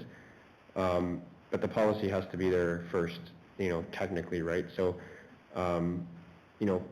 procedure's already laid out, but technically there wouldn't be a procedure developed until we approve a policy. And that's been pretty standard practice at this board and in this division for some time now. So once we instill or once we approve or add a policy, then our administrators are coming up with procedures into how to administer that policy throughout our division. So I think it's our job right now just to look at the policy, approve the policy, but obviously they've done a lot of work in providing us a pretty good overview of what those procedures are going to look like as well. Is that correct, Jackie, or? Trustee Inslee? Thank you, Vice Chair, but I haven't seen this document till today. I haven't had chance to go through it, so I don't feel comfortable voting in favour of it until I've read the whole document and understand it. Understood, Trustee Inslee, but the document was provided to us. Unfortunately, if you weren't able to get to it because of personal reasons, understandable. However, it is something that that is a motion that's on the floor. Trustee Duma? I guess when you look at our other policies, we often use the word board, and there seems to be switching around between the Sunrise School Division, the Sunrise School Division Board, the board. Like it seems to be fluctuating in our policies. So, but this one specifically says Sunrise School Division, and if it's a board policy, it should say that the Sunrise School Division Board is the ones who believe in this policy. Like it's something that is a statement that comes off the board, and it should read from the board, Sunrise School Division Board of Trustees. Just as Trustee Petkowski said, you create your policy of the board, and then it goes into procedures by the staff. I think that for me, Trustee Duma, is that policies are made by the board. And so I hear what you're saying. So the Sunrise School Division, I'm making in reference to, that's the board that recognizes this, that we need to go ahead and put this policy. So it's a Sunrise School Division, whether the board isn't in here or not. For me, it's not a big issue because it's the board that's making that policy. I understand exactly what you're saying as to that you'd like to go ahead and see that in there. I'm prepared to vote on this policy tonight.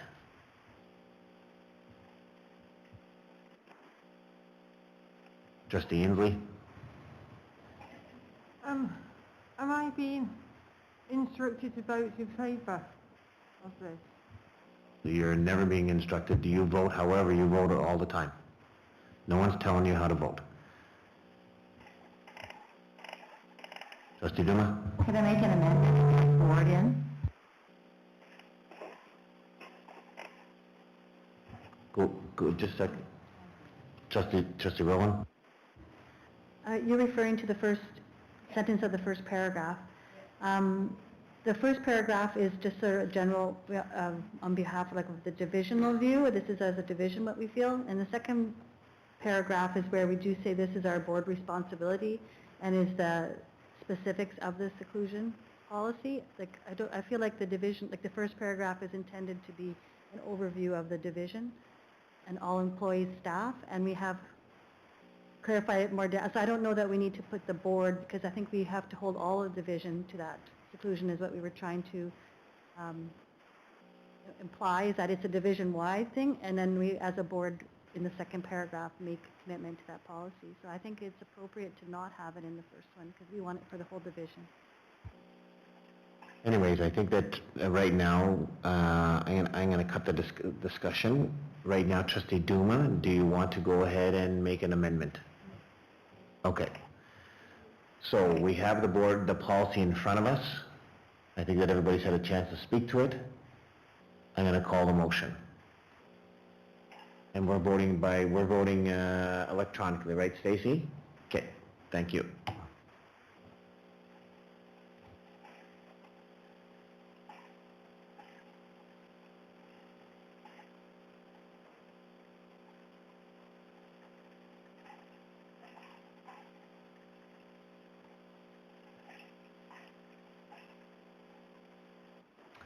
So the board passes with 8 yes votes and 1 abstention.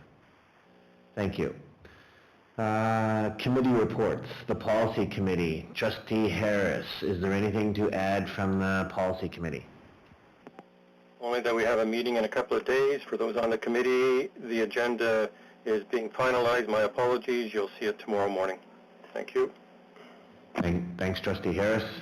Trustee Nichol, Finance Committee Chair, anything to report? No, other than the meeting will be on the 16th of December, 1 o'clock. Thank you, Trustee Nichol. 8.11 is the Finance Committee. Be it resolved, the board received the October 2021 check register. Total amount of checks of $4,996,000, $996,923.32. Reviewed on November the 18th by the Finance Committee for information as submitted. Is that you making the motion, Trustee Nichol? Yeah. Trustee Nichol, seconded by Trustee Rowan. Comments to the motion? Hearing none, will vote.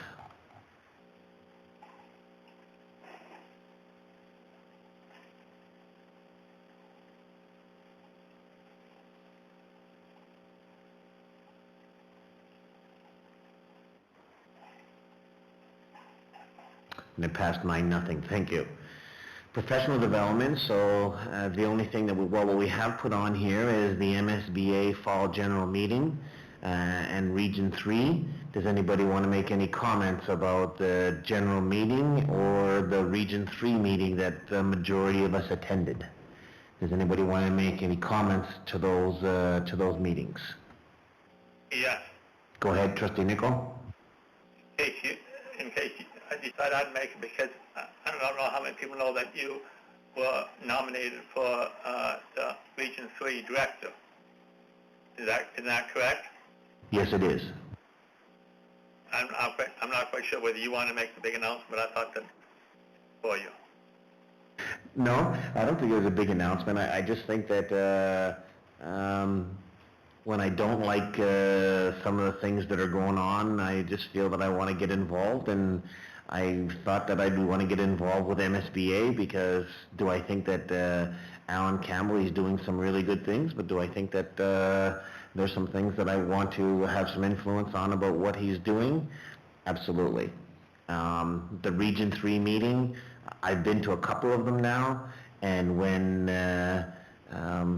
there wasn't a whole lot of interaction for people to go ahead and do, and I certainly really liked the last time that we got together when we were in person. We went into breakout rooms, we sat around tables with from trustees from different divisions, and you got to talk. That wasn't made available this time, so I just didn't think that the Region 3 meeting was valuable to anybody. Was valuable to me. I should be careful about that. Yeah. And so, do you know what? Do I want to, for those are some of the reasons why I want to get involved, because did I like listening to the guy from Lakeshore and Lord Selkirk and listening to some of the things that they were doing in that discussion when we had a last time a Region 3 meeting when we were in person? Yes. And can you do that virtually? You sure can. So, do I want to get involved that way? Yes. So, that's the reason why I look to get involved. Is there anyone else that wants to comment certainly about the Region 3 meetings or the AGM that we had?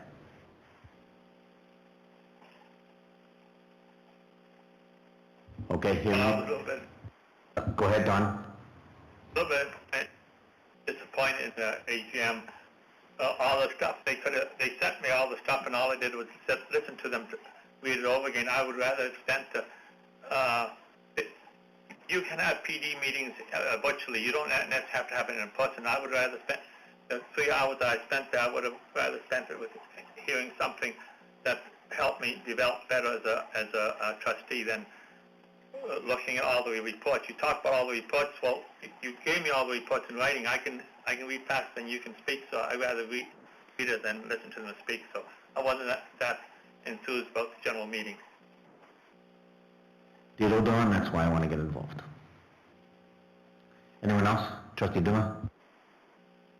Not specific to MSBA, but I do share some of the same thoughts. I just don't think we have a round discussion at all. It's very top-down, listen to the information, and then goodbye. So I think that definitely needs to be improved.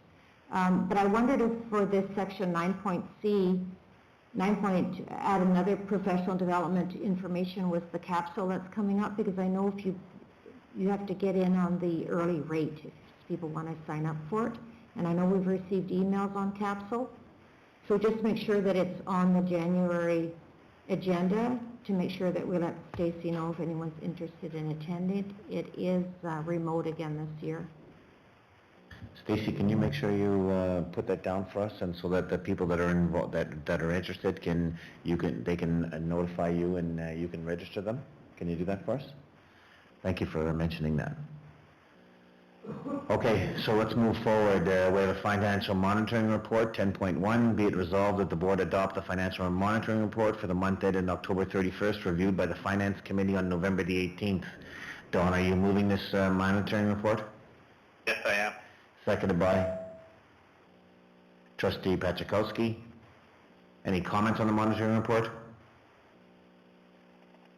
Hearing none, we'll vote.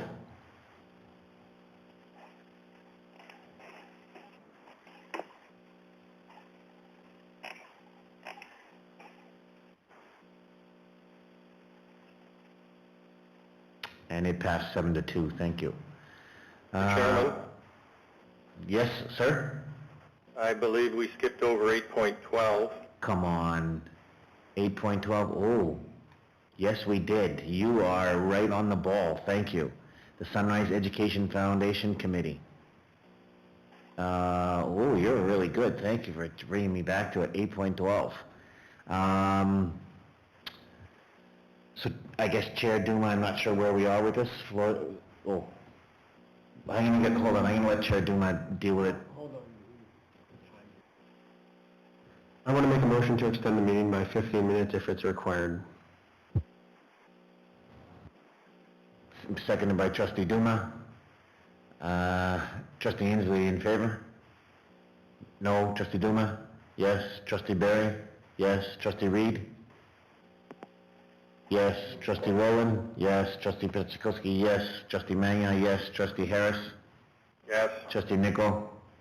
Give me a chance to make an amendment. Okay, yeah. 15 minutes. Harris, that was a pretty sad yes, by the way. Okay.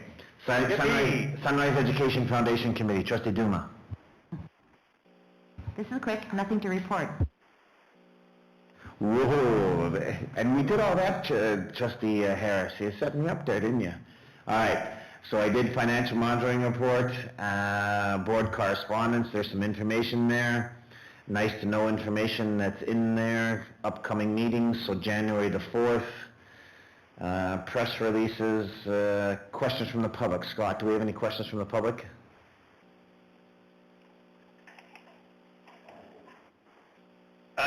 Don't we have to pass a motion? Yes, it's coming up.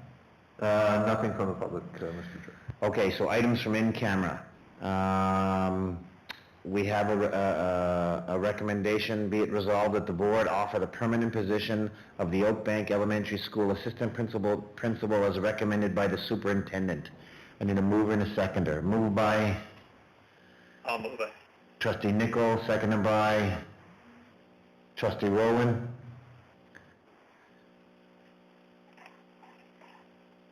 Any comments to that? Hearing none, we'll vote.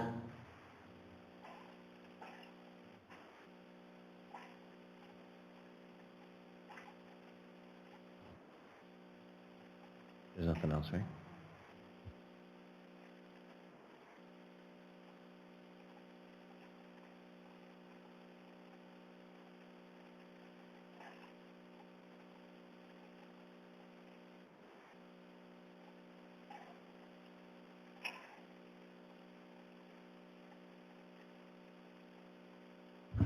Okay, so it passed 9-0. Thank you. Trustee Paczykowski, go ahead. Do you want me to go to 17.2? Is that what you're talking about? Do you have it? I don't have a 17.2, but keep going. Okay, so 17.2, be it resolved that the board direct admin to provide a draft report in response to the questions at the Armour Springfield meeting with the Sunrise School Division Board on November 25th, and to provide that draft to the board at the first meeting in January. Do I have a mover? I'll move that. Trustee Nichol, do I have a seconder? Trustee Rowland, questions? Hearing none, we'll vote, and we can vote electronically.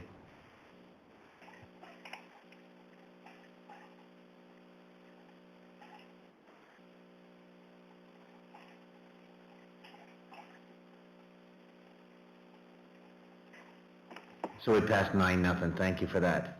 So I do believe that is the end of our meeting. There's nothing else from in camera, right? Correct? 17.2. So certainly on behalf of the board to our staff, you know, certainly we hope that you get some time off and enjoy the holidays, and you know what, we certainly want to say thank you very much, and Merry Christmas and Happy New Year to you guys. To the rest of the board members, certainly enjoy Christmas and certainly the New Year from myself, but certainly everyone else back at you for everything. We are back at it before school starts. We're back at it on the Tuesday just after New Year's. On the Thursday? Oh. You're throwing a...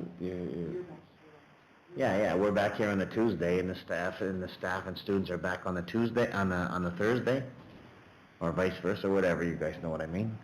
But again, what I probably will do is that I'll work something out by sending on behalf of the school division a message out to the entire staff, whether that's through voice, you know, through Center Voice or whatever, on behalf of the board, wishing everybody, thanking them and wishing them an all happy holidays and a Merry Christmas and Happy New Year, certainly on behalf of the board.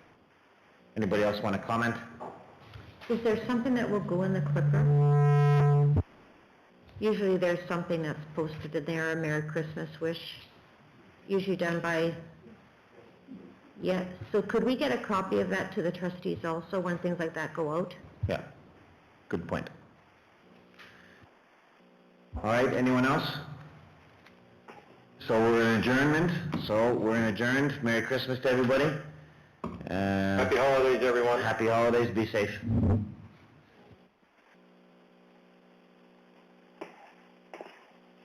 Okay, is everybody off? Yes, they are, Don. Good night, guys. Okay, is Kathy still there? No, she ran out a long time ago. Especially when you said Kathy's still there, she ducked underneath the table. They're lying.